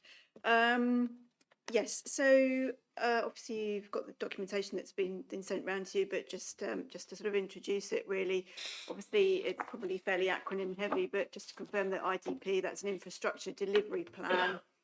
And really what they seek to do is to set out the what is required to come forward to meet the needs for communities, which arises as a result of development. So that's quite wide ranging. It's things like transport, health, education, green infrastructure provision, leisure, and the list is relatively endless really. They're primarily produced initially to support local plans, and they set out, who will lead the delivery. So, for example, it might be the county council on a school, what the cost information is, and any sort of potential timelines or priorities for those to come forward. And then allied to that, we also obviously collect a lot of that money to deliver that infrastructure through SIL, and we have a SIL charging schedule, and obviously that's been in place since sort of 2017, with SIL being collected on all liable development.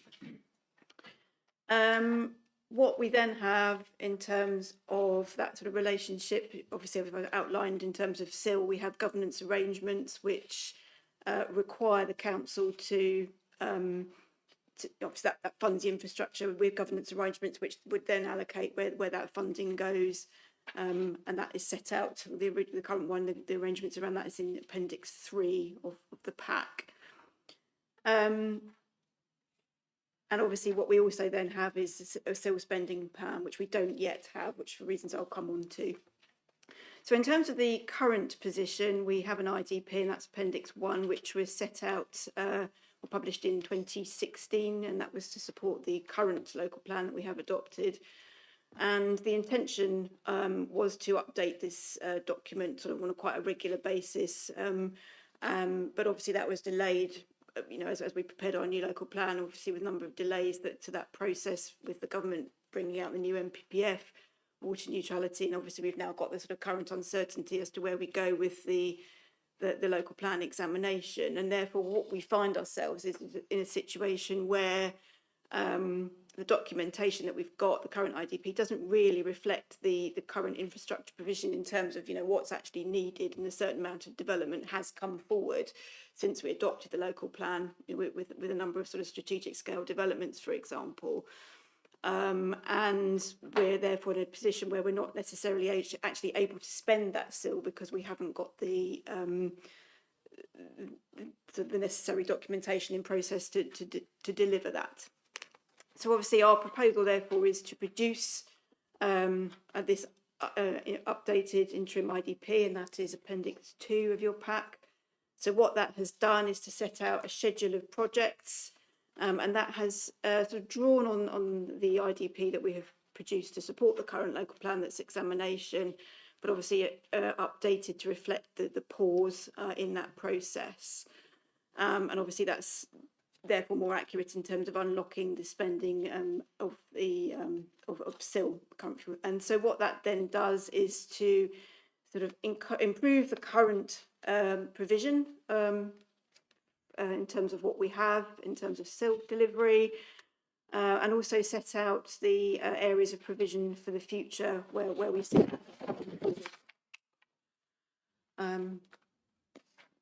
without an updated document, really there's sort of a number of risks which are set out in the report.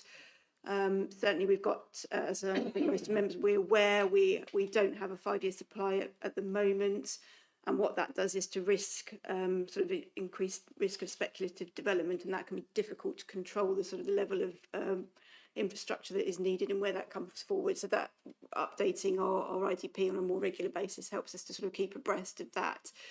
And it will also enable the existing funds that we have collected to actually start to be spent, because we don't actually at the moment have this current updated list of projects. And then, as I've outlined already, we have Appendix 3, which is the sort of current SIL governance arrangements. And there's sort of 3 changes that we're looking to sort of bring forward within that process. The first of those is to have a reduction in the delivery timescales from the SIL spending plan that we would produce, and that would be reduced from 5 years in terms of when development would commence to one which is over a 3-year process. So it's a bit more agile. And actually allows us to focus our spending on resources on the projects which are actually likely to come forward and be deliverable, and to therefore benefit our communities in that context. The other aspects are to sort of change the timescale. I think we've talked about the timescale for review to be, at the moment I'm looking at that as being 3 years. it would then come down to sort of it's set out as annually, unless obviously otherwise agreed by the cabinet member for planning and the director of place. And the reason for that is that we're aware that sometimes schemes or ideas can come forward or be picked up by the community, and it just allows us to be a lot more agile in therefore sort of adding infrastructure needs and wishes, and so that they can ideally come forward more easily.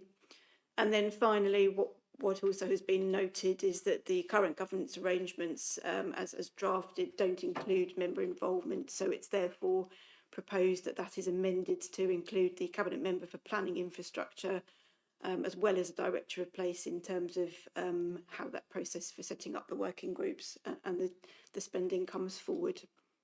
I'll stop there for questions. And I have Julia Hayes with me, who's worked on the documentation for any sort of more specific technical questions that may come up. There will be some. I'll open the floor to councillors. Councillor Bevis. Thank you, Chairman. I found this report ugly. That's the only way I can describe it. I mean, admittedly, I'd gone through about 200 pages of the agenda for tonight's meeting before I got to this, and I was feeling a bit knackered. But it was an incredibly difficult report to navigate. There was, where one would expect to have a contents, sort of signposting you to big chunks of work within it, it was a sort of one-liner in a paragraph. So I found myself reading through the 2016 plan and thinking, well, this is a lot of rubbish because it's talking about CCGs and it's talking about things that have already been built. And I really didn't know where I was at that point. So I don't understand why we published or republished a report that was about 5 years old. Council down here has printed it all off. I mean, what a waste. You know, we're meant to be a green council. If we're putting stuff out that really isn't of value, then why are we doing? Anyhow, that's my frustration out the way. In terms of the new infrastructure delivery schedule, I understand that we need to sort of identify where SIL is going to be spent, but a lot of this stuff isn't SIL spend. It's West Sussex County Council, it's the Integrated Care Board, it's bodies that are way, way above us. It's interesting that this money is going to be spent. TBD, timescales is an essential thing to happen, but no indication of when it's going to happen. So it's hugely nebulous, which is incredibly frustrating. Even when you get down to some of the sort of nitty-gritty things like sports fields, it's not obvious whether those sports fields are HTC sports fields, where we're spending some SIL, something out of our budget, or whether it's a parish council field where the contribution from HTC is going to be SIL. So really, really frustrated by the end of reading this. And the other thing is, I would plead, let's make this a living document. Let's republish it annually with what we thought of at the beginning of the year and what's actually happened since.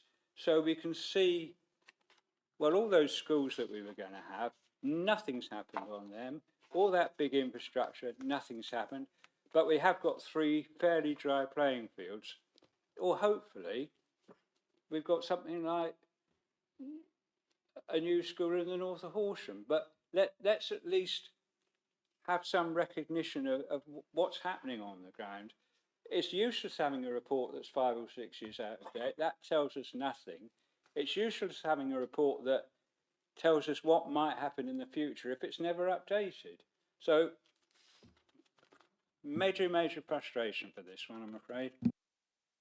Thank you, Councillor. Do you want to come back, Catherine? Yeah, I'll pick up on that. I mean, first point, I mean, obviously this is still sort of in the draft reporting and there's PDAG tomorrow, so we can obviously pick up the point about Appendix 1, fine, we can go away and we don't necessarily need that. I'll take that point on board. I think in terms of some of the other aspects of it, I mean, the way that an infrastructure delivery plan works is effectively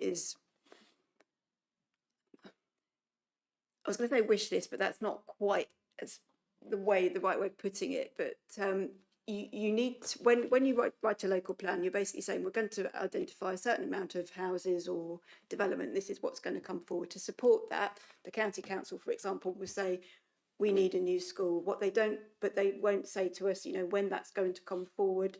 It's just that it will be needed over the plan period. We need to set in the IDP that we need that new school or whatever that infrastructure is, and that will need to be funded. What the purpose of the documentation isn't necessarily to then say, you know, we can ascribe costs as far as it can go, but it is meant to be agile. And that's, I mean, your point about it being updated every year, that's what we're proposing to do. So that's sort of baked into it. But it's very much intended to, and you know, yes, SIL can provide some of it, potentially, but it isn't necessarily going to pay for all of it. So schools, for example, they can be paid for by DFE, but they're not necessarily. You may find that a developer, for the sake of argument, a developer such as North Horsham, they might provide land for a school, but if other development is coming forward in the area, additional SIL funding is then used to help build it. So it is a complex picture, and but it's going to be quite difficult to sort of set it out in a way that, you know, is as targeted as perhaps you're suggesting, simply because of the nature of the beast, I think. But I think we can maybe try and make some of that clear. Thank you, Councillor Fletcher. Remember. I think the IDP is not an obvious document as to what it is. I think it looks on the face of it perhaps as though this is a work programme or a capital investment programme, and it really isn't that. It's not a document that puts the timescales and a sum of money against everything, because what it is a document that shows, as the officer said, something that is akin to a wish list, but a wish list that's backed by evidence of need from across the district. And the idea is that it includes the projects that we would wish or be able to spend SIL money on. And the SIL rules from the government only allow us to spend SIL money on projects that actually meet their very strict criteria, which include that we have to have said that they're on our SIL list. So it's not the right place to be looking at to see whether or not we've delivered school X or playing field Y. It's a list that tells us that when we get SIL money, can we spend it on school X or playing field Y? So I think it might be that in presenting this document in the next iterations, we can explain that a bit more clearly up front. And the second thing is, it's not a document of the money that HDC spends. So when it says in the columns there that this is potential sources of funding, it'll say West Sussex County Council and so on. These big projects, a lot of them can be funded from a whole range of different areas. They may be funded entirely independently of us, but they may be funded by SIL money that we collect that is spent by other authorities. It's not a list of HDC spending. I don't know whether that helps clarify it at all. I may make a comment on that and come back, but I'll hang fire for the time being. I mean, I'll check that the officers are happy with what I've said on that, but yeah, they may wish to correct me. But no, that's I think a broadly accurate explanation. Any other questions from members? Oh, sorry, Councillor Bateman. Yes, it's really just a query on sort of the language. So, for example, we're using the under sort of like in the summary of future need and funding, we use the word evidence, but that to me might be the wrong term, because it's not saying that we definitely need that. It's saying that the information in there is more the source where we're getting this information from, as opposed to proving evidence of need. And I just want to be clear that, just to give you the example, in 10.51 we talk about there being 80 community halls and only the parish of Parham not having a village hall. And then we cite the evidence base as coming from the district's open space recreation assessment policy. That doesn't necessarily determine that there is a need for a village hall there. It just demonstrates that there is a document that says there isn't one there. It might be that there is nobody who lives in that parish and there's no need for there to be a village hall there. So it's just, it was a hypothetical, not a, it's more the language. How is that evidence or is that a source? And it's just, yeah. I thought there was someone else, but Councillor Circus. I don't know whether I can legitimately raise this, but we had, of course, the question, members' question at the last council meeting about Sill as it related to a couple from Horsham who ended up, because the forms didn't get sent in time. I had exactly the same problem with constituents of mine who ended up being billed for 30,000, which they shouldn't have been billed for. But the only way I can describe the resolution of that one is the council agreed to a sort of easy payment scheme, which was very nice of the officers and much appreciated by my constituents, but it doesn't alter the fact that they got a bill for 30,000 that they shouldn't have done. There was a question, obviously, about the Horsham couple, and reference was made to the situation in a case of this sort in West Berkshire. I think it was West Berkshire. But given that the report says changes are proposed to the governance arrangements, what I was told, I think you told me, didn't you, that it was suggested that they had some policy, they had some governance arrangement in West Berkshire that enabled them to cancel the Sill payment. And if we're looking at governance arrangements for Sill in this authority, and it's possible to have some sort of governance arrangements that would enable us to do what West Berkshire apparently did, that would be appreciated, because we've had, to my knowledge, at least 2 quite scandalous cases. We were told by officers that it was, the regulations were very inflexible and you couldn't do anything about it. In which case we should be making representations to government, a new government, as far as the case I was concerned with, to see whether we can't get some fairness put into the regulations to prevent these sort of scandals reoccurring. Thank you. Thank you. I think the Cabinet member's quite keen to say something. I think this probably falls more under another officer than the officers we have here actually today. So, I mean, firstly, I'd say that I think a lot of the issues that Councillor Circus has just raised were covered at the last council meeting in the question and answer that we had from a resident there. I'd agree with him that the government rules are very inflexible, and I think ultimately they should be changed at a national level, and that is something that I know our MP is already working on, along with other MPs, at a national level. At a local level, we are aware of the 2 cases that you talk about, the one that's sort of come up just recently and the one that came up some time ago. And they're not identical because they were picked up at different stages in the process, for example. They're also not identical to the situation in West Berkshire, because our officers have been very mindful of that.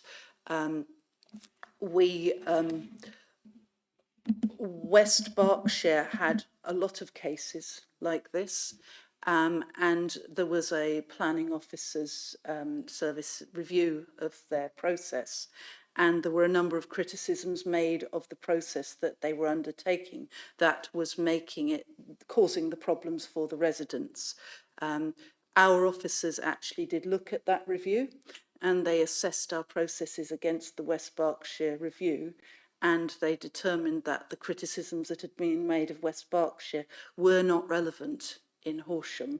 Our procedure, we felt, was a stronger process and less aggressive than what was going on in West Berkshire.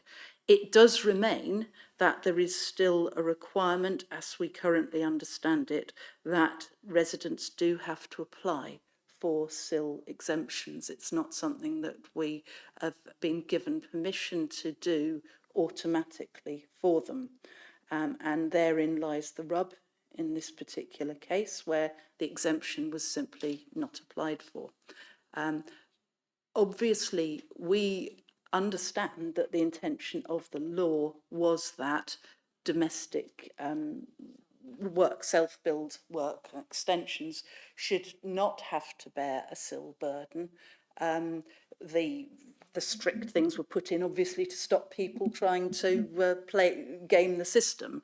But because the intention was that people should not have to pay, we don't want to make people who shouldn't be paying pay, but we do want to be sticking to the law.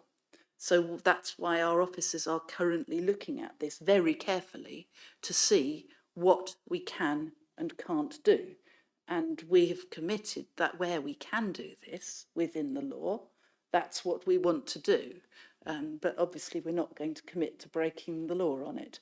And the cases that have had the publicity in West Berkshire are not the same as the case we've seen recently in Horsham, just to be clear on that. Thank you. If I can just comment on that. I mean, one thing around this might be the exemption you said has to be requested. It might be practical and useful for DM to actually tell people that you could apply for an exemption. In other words, nudge them in the right direction rather than just be silent about it. Big difference between the two. Any other questions? No? No, well, I have. Apologise, Catherine, I would have normally sent you this list of questions a long time ago, but I'm afraid I didn't have time, so I just have them now. For me, coming back to your comments, Cabinet Member Ruth, on basically this being a shopping list, whatever, for me this is evidence of cooperation between HDC, West Sussex and the parish councils as to the sort of things that infrastructure that villages want. Having been heading up the lists of desiderata of parishes and feeding them to the district council for many, many years, it's nice to see them turn up in this list. But I do have one, I think there's a fundamental concern I have, because if I look at your recommendation, item 2, basically, I understand where you're coming from, reducing it from 5 to 3 years. But as I will demonstrate further on with my other questions and points I wish to raise with you, you're very dependent on neighbourhood plans. Neighbourhood plans ain't in a 3-year cycle, or possibly even a 5-year cycle. So I do actually question that first point. But if I may move on from that, if I go to page 232, paragraph 2, basically the district council plan provides the focus for activities, that's fine, but there's no mention about the county council anyway. It comes later, and I think that might be worthwhile highlighting that there is an issue there because this is a cooperative document. I mean, do you want me to plough on, or do you want me to stop every time, Catherine? It's up to you. 13.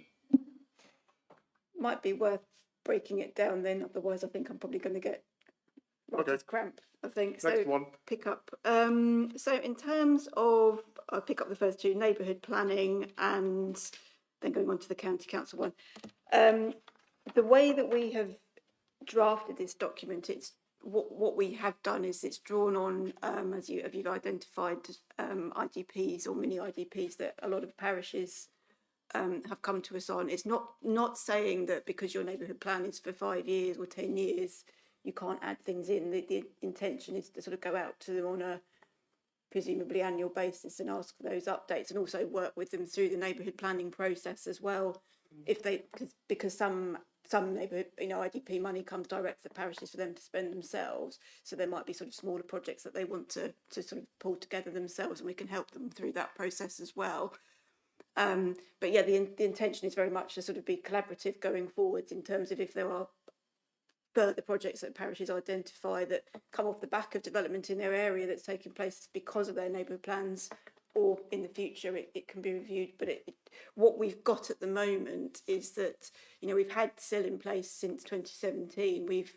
Because of the delays of actually getting an IDP document in place, we've not been able to spend any of that money, and ultimately we've got infrastructure that hasn't happened, and that's penalising communities. So it's trying to get something there that's actually sort of operational and can actually benefit people who live in the district. I don't actually think that comes across in the text, though. I would point out, when I've gone through the text, that I hear what you're saying and I know what you're saying, and that's very much in line with my train of thought.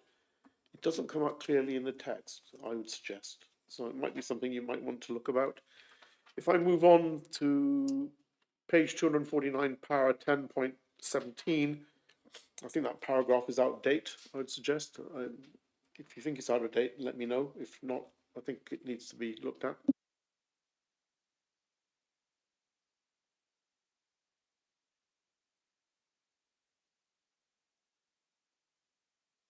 About railway station in North Horsham.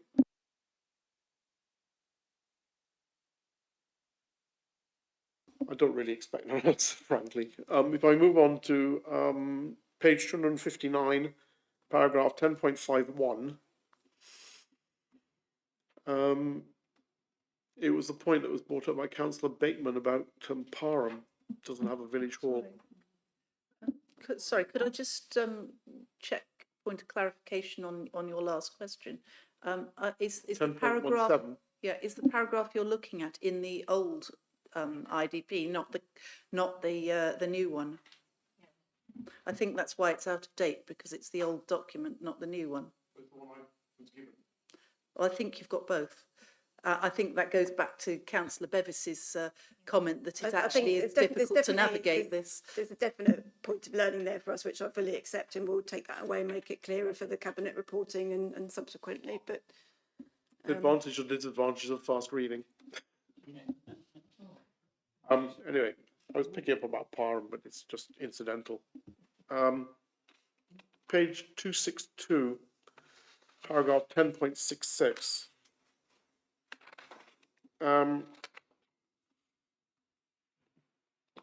You're looking at provision for youth areas across the district. And you make the statement, the funding for youth areas will come forward through the SIL and S106 contributions. I presume that you're talking in general sense rather than specific, are you? Because from my observation of SIL being generated by developments, it's peanuts. So it was a general comment, yeah? I think this is on the older documentation rather than the new. But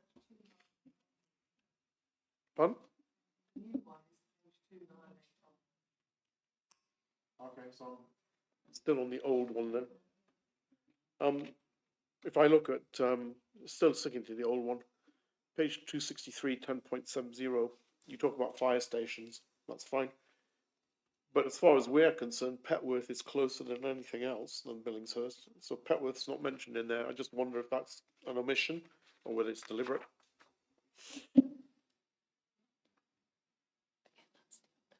Bearing in mind Councillor Perry's point, I won't point out typos in because it doesn't really matter.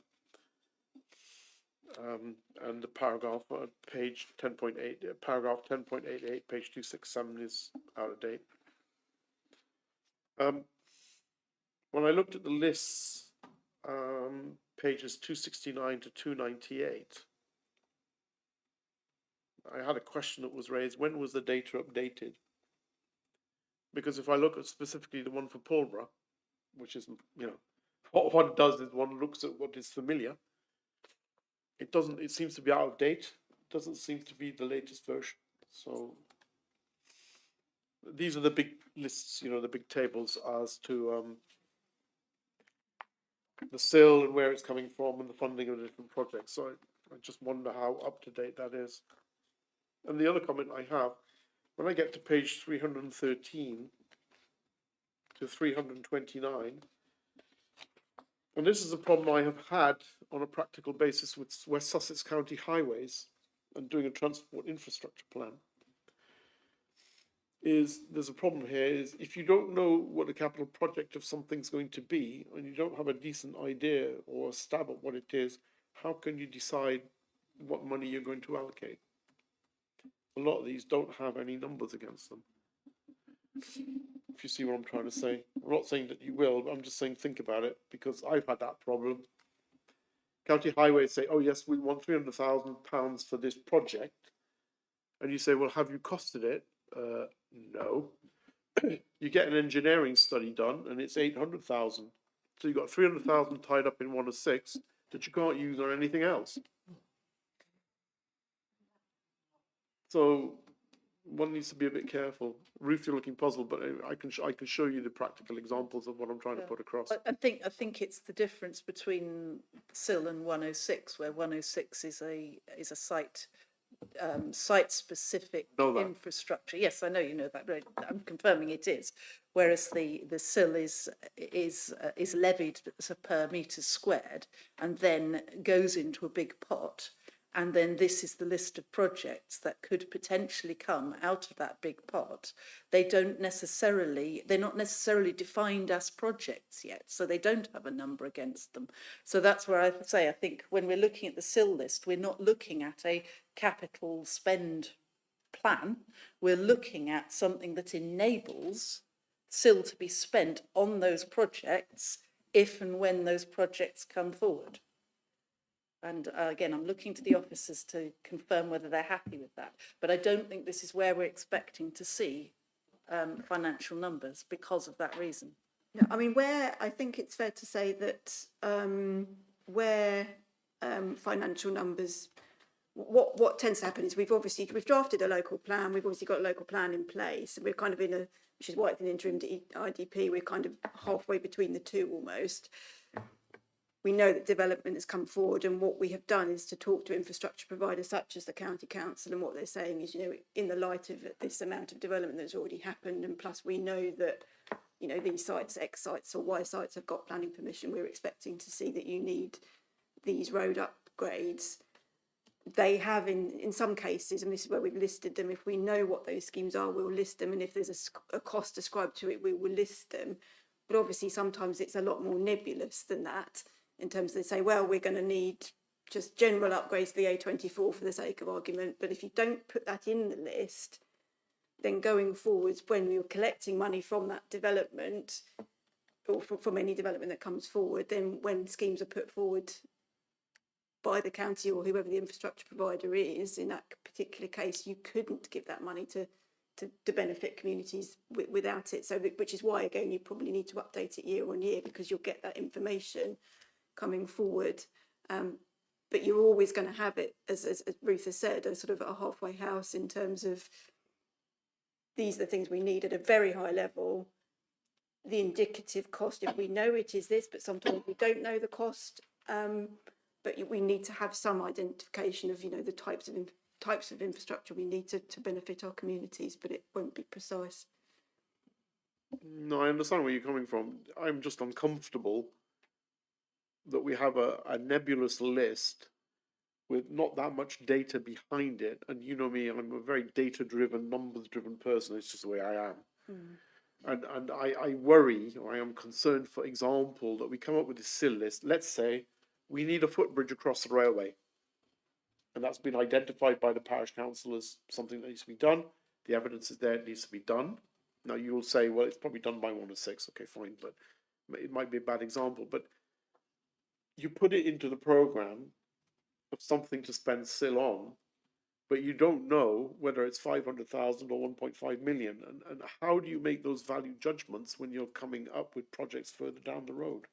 I mean, how do you make the judgments? Ruth? Well, I think that judgment does happen further down the road. So if you look at this list, you'll see, for example, on the major road projects, most of them reference the West Sussex Local Transport Plan 3, LTP3, and that started to take effect in 2022.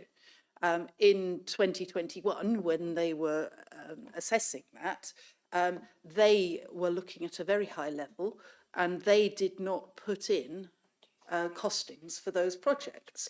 They may or may not have had some costings behind the scenes, but they're not visible to us as HDC. And in any case, if they were assessed in 2021, they would currently be, 4 years out of date before we even start on this.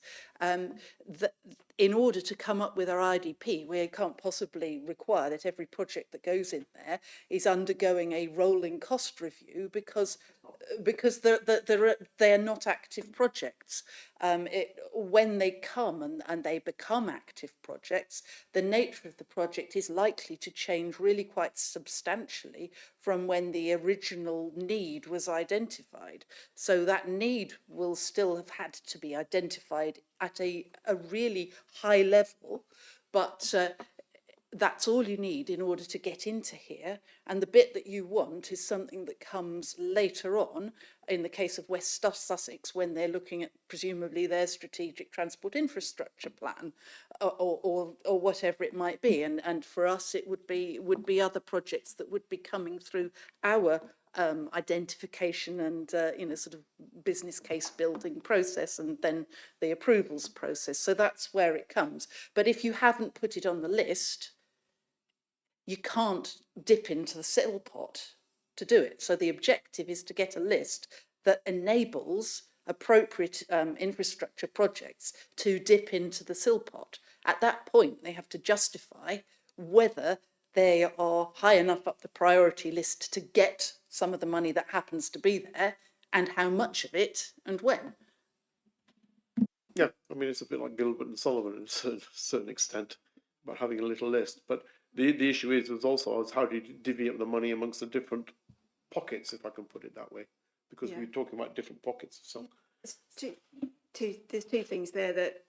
So just to go back on a previous point about your evidence, first of all, it's probably not the way that an IDP is drafted. It is sort of trying to synthesise an awful lot of information. So the evidence that says, that we need a secondary school, or that we need, that is there. That comes through from, it might be the county council, but they've done their own work, and that's there, and that's shared with us. And it can be interrogated. Equally, if there's a community scheme that's come forward, then that might be through work that, the Better Billingshurst project that's been ongoing, for example, that's been updated into this particular update the IDP because it's been reflected as a need that's been identified through those community projects. So there's different types and bits of evidence that we're kind of pulling together. So hopefully that just gives a bit of context in that sense.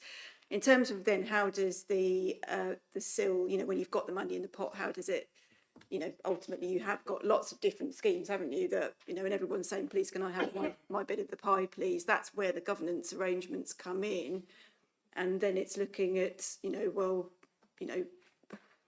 it's difficult decisions, isn't it, in terms of how that's determined, but that's why they're there, in terms of, ultimately there's only a certain amount of money or cake, and you need to work out, well, actually, is it going to be that we need a secondary school desperately, and therefore something else can't happen, or can we provide all of it, or is there a mixture of ways of funding it? It's not necessarily just SIL. It might be Section 106, it might be another government scheme, it might be county council money that's also contributing to it. So it's not the sole provider necessarily, so it's just making that clear. But I think maybe there's some work we can do in terms of taking it away and just making some of these points a little bit more explicit, so that's understood.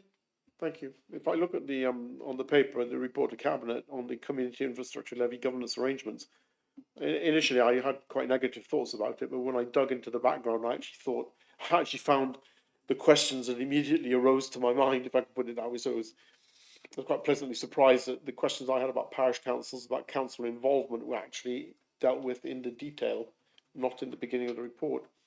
But if I look at page 361, I did have one specific question. I think we've already discussed this, but I can't remember very well. The question is in paragraph, it talks about 5 years in paragraph 3. Why 5 years? So parished areas, paragraph 3, why 5 years? The issue is, looking at SIL, when I look at SIL coming into the parish council coffers, it's pathetically small.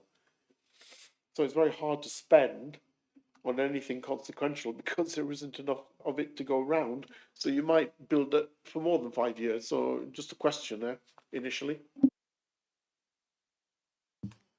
I guess it's a balance in that for this, because it's that we've kind of had the same issue as a district council actually, in that, you know, in 2017 when we first started collecting SIL, you know, there's nothing you can really spend it on because it isn't sufficient in terms of, you know, you do need to let it build up. But I guess where we are as a district authority, rather than the money that's coming direct to parishes, which they might then allot themselves, this is purely looking at HDC SIL. We've got to a point where actually there is money that's coming in, we haven't been able to spend it, and that's why we're looking at the review periods there. That said, it does draw on what the parishes are identifying as well, and there may be potential for sort of joint projects and joint working, which I know we have discussed with parishes on occasion with neighbourhood plans. But ultimately you kind of need to settle on some sort of review period, and ultimately it was felt that really looking at the sort of 3-year review, particularly with the uncertainties around devolution, at least we've got something that, you know, we can start to deliver now in the here and now. On page 361, just for my understanding, it quotes, if you look under transferring the neighbourhood portion to parish councils, presumably you're meaning that's a share that belongs to the parish council, I take it? Yeah, okay. That happens automatically.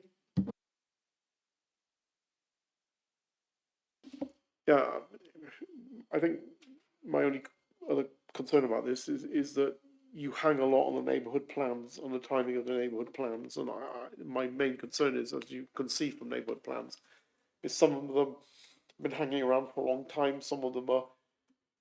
I don't think that the discipline is there yet to do the neighbourhood plans on an ongoing, rolling basis, and I'm a bit concerned of a mismatch, a misstep between what we expect and what the neighbourhood plans are coming up with. And, you know, I'm sure the cabinet member probably disagrees with me, but I'm just trying to express a concern over it. I mean, irrespective of neighbourhood plans and whether they stay or don't stay in terms of what the aspirations of parishes are to review them, in terms of identifying projects that we can put in our own SIL, I think I wouldn't be too concerned about that, because the intention is that we would be working with groups, you know, irrespective of whether they've got a neighbourhood plan or not, really. I mean, obviously some parishes in the district, Pulbridge Heath being one, don't even have a neighbourhood plan, but it wouldn't be that we wouldn't work with them to identify which, you know, what their infrastructure needs are in terms of putting them on the list. So hopefully that's reassuring.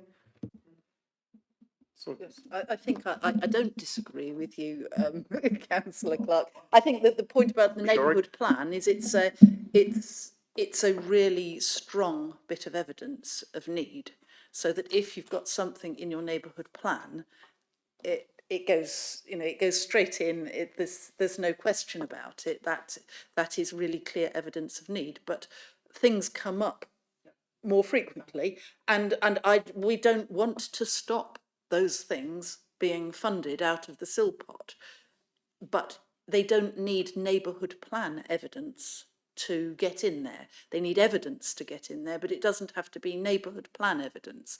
Exactly what evidence is appropriate for what project is a technical issue that I think our experts like Julia can help advise people on.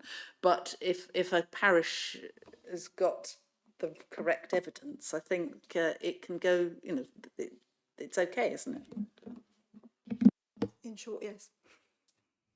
Okay, it's just the gist of what I took away from the text that I read was it was a bit more onerous than just what you've just said, that's all.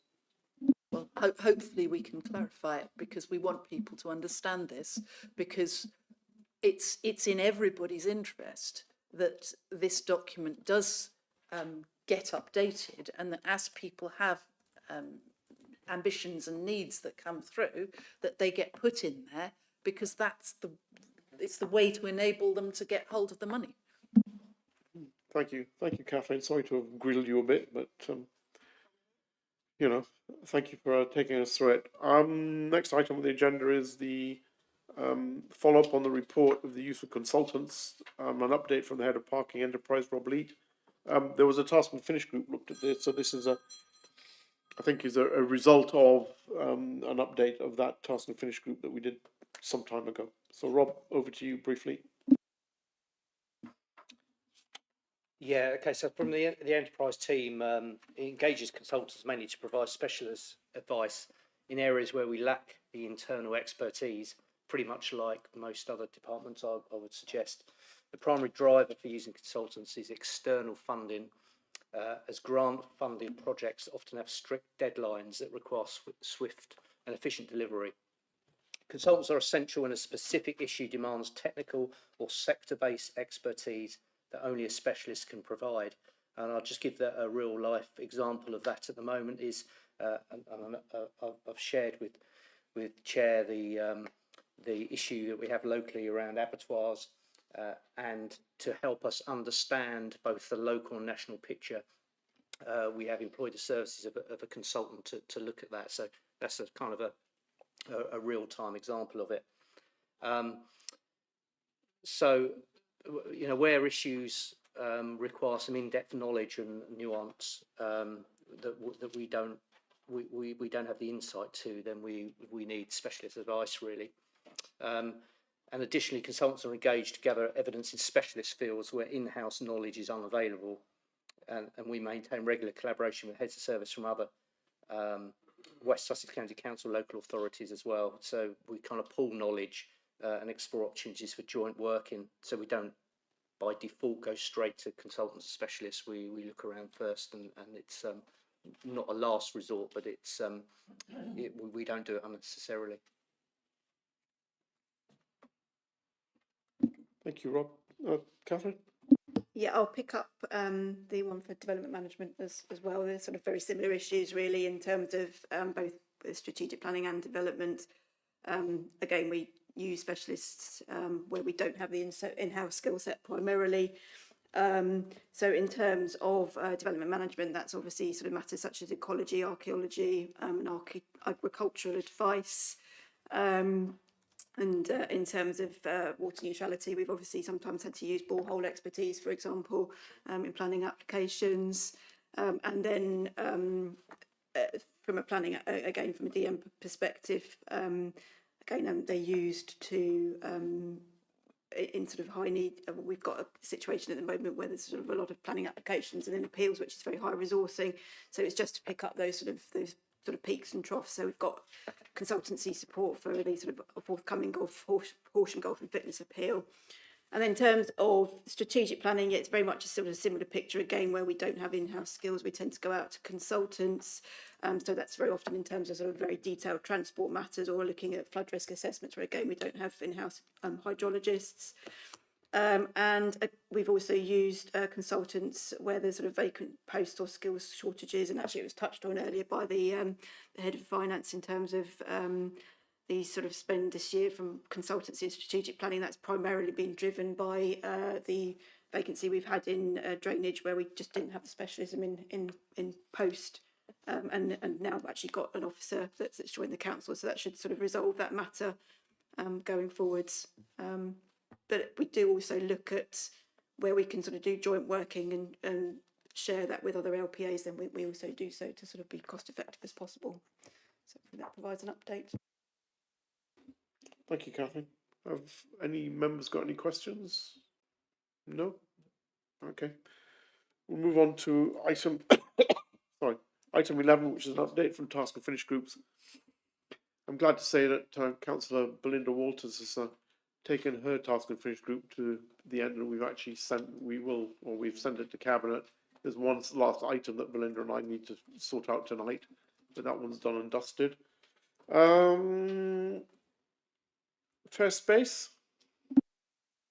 So we've had opportunity to meet with planning to determine what wiggle room there might be to request adjustments to policies and got their advice and input.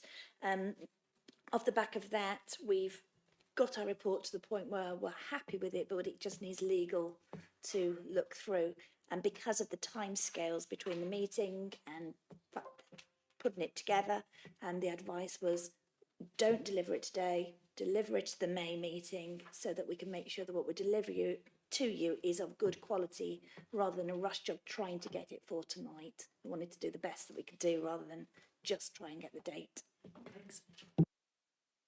Thank you for that. The other task and finish group, Councillor Ellis Brown. Thank you, Chair. Yes, we met back in February. We probably have one more meeting. We have discussed setting up a database of information for the officers, but their advice was that information could be available to the officers as part of the routine searches. But we are going to be talking to West Sussex Fire and Rescue Services to establish the details required. Major applications team leader is drafting a pre-commencement condition which could be suggested to West Sussex Fire and Rescue Services as appropriate. We have a checklist that has been finalised and agreed at the last meeting. That will be used, that will be sent to applicants at an early stage. That helps them in preparing what information is required with their application. And we're just pretty close to bringing this task and finish group to a close. Everything that is there, we just got a final discussion with West Sussex Fire and Rescue Service. We've got checklists in place. And we will be, I think I'm fairly confident the next meeting will close this, bring this to a close. Thank you. One of the things that actually did come out of that task and finish group was the emphasis was BESS systems, which is more how can I put it, commercial, I'll put it that way. But we did actually touch about domestic systems, and I just wondered, is that something that we should touch on, or is that something we should leave alone? I don't know whether you have a view on this, Len, or whether Dennis has a view on this. I don't know who wants to go first. I'll go first. It's okay then. Yeah, I think the biggest concern is that the domestic systems are locating the batteries within the domestic premises and providing adequate protection around those batteries. The British Standard public accessible specification, which has just been issued, which recommends that where possible these batteries are located outside.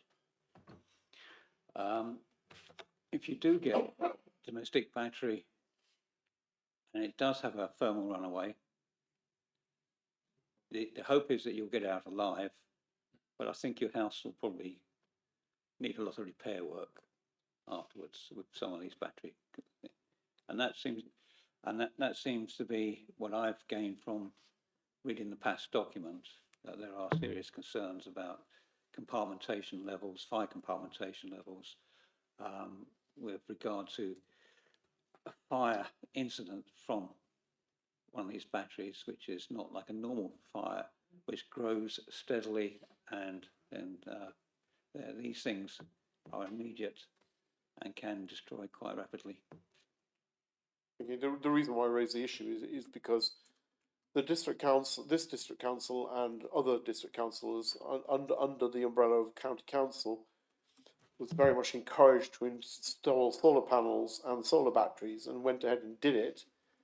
And members of the public went in for this program and actually put these systems in, and there was no knowledge, there was no information, there was no data of the possible risk. Yeah, well, let me reassure you, there's a very low risk. These things do not go off every day.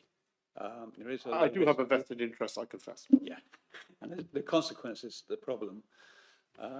But I would recommend that if we're doing the same solar together scheme, that we put a condition on that that batteries are mounted externally, if possible, and then a fire engineer or a fire professional is engaged to locate a battery if it's got to be put in, within the premises, and provide the correct mitigation to protect the premises.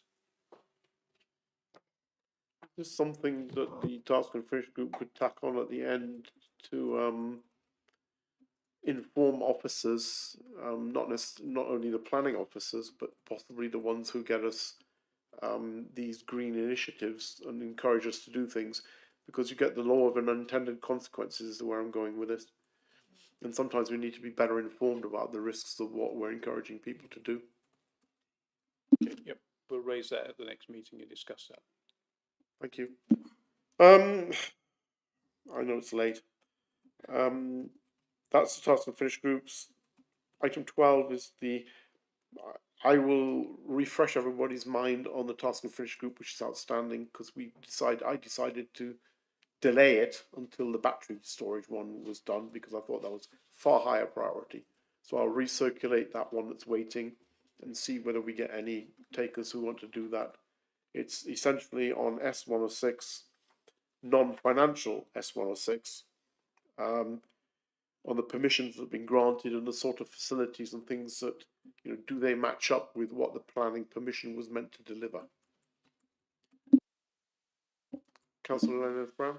I think that's important that we move that one forward once we've finished these, because I think a recent piece of work for university showed that 60% of things promised by developers, non-financial, were not delivered once the development was completed.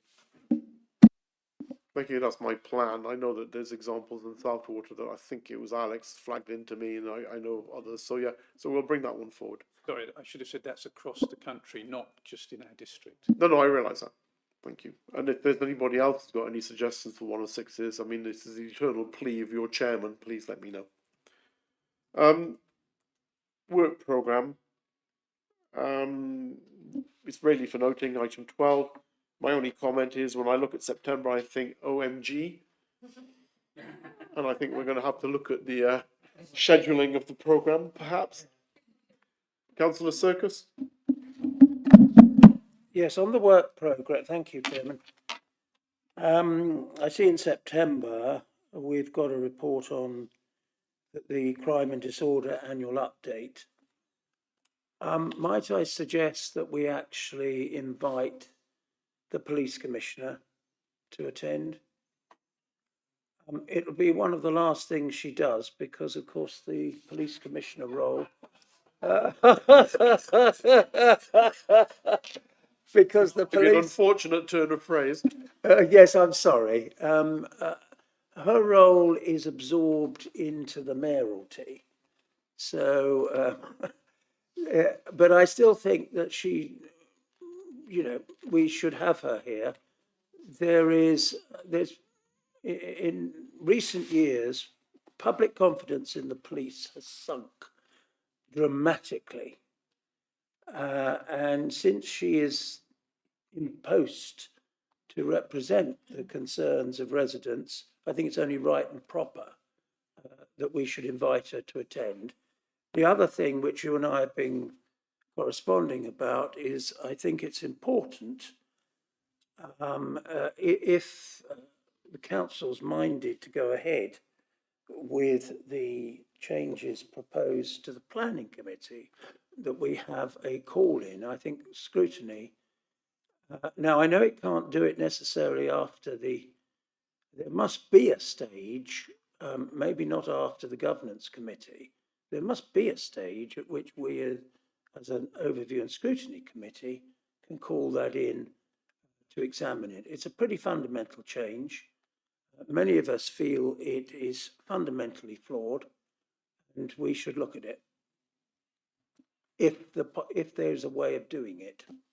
Thank you. I will seek advice. Yeah, please. Any other points on the work programme apart from we need to do something about September? Tony? Very quick one, Chair. Now that ONS has got the responsibility for looking at the Ombudsman reports, it should appear on this list as a regular item once a year. Thanks. I suspect that the work programme, the other thing we need to think about is if the change to the constitution goes ahead, then the work programme might be able to accept these sort of things because, of course, we'll be running a dual ONS type approach to things as proposed by the Governance Committee. Any other points? Thank you. Item 13, Cabinet Forward Plan for noting. I hope you've all noted it. Urgent business. There is no urgent business. I have no urgent business. I'd like to thank you all for coming and for being here. I apologise that it's gone on so late. I hadn't thought it would go on so late is all I can say. But thank you for coming.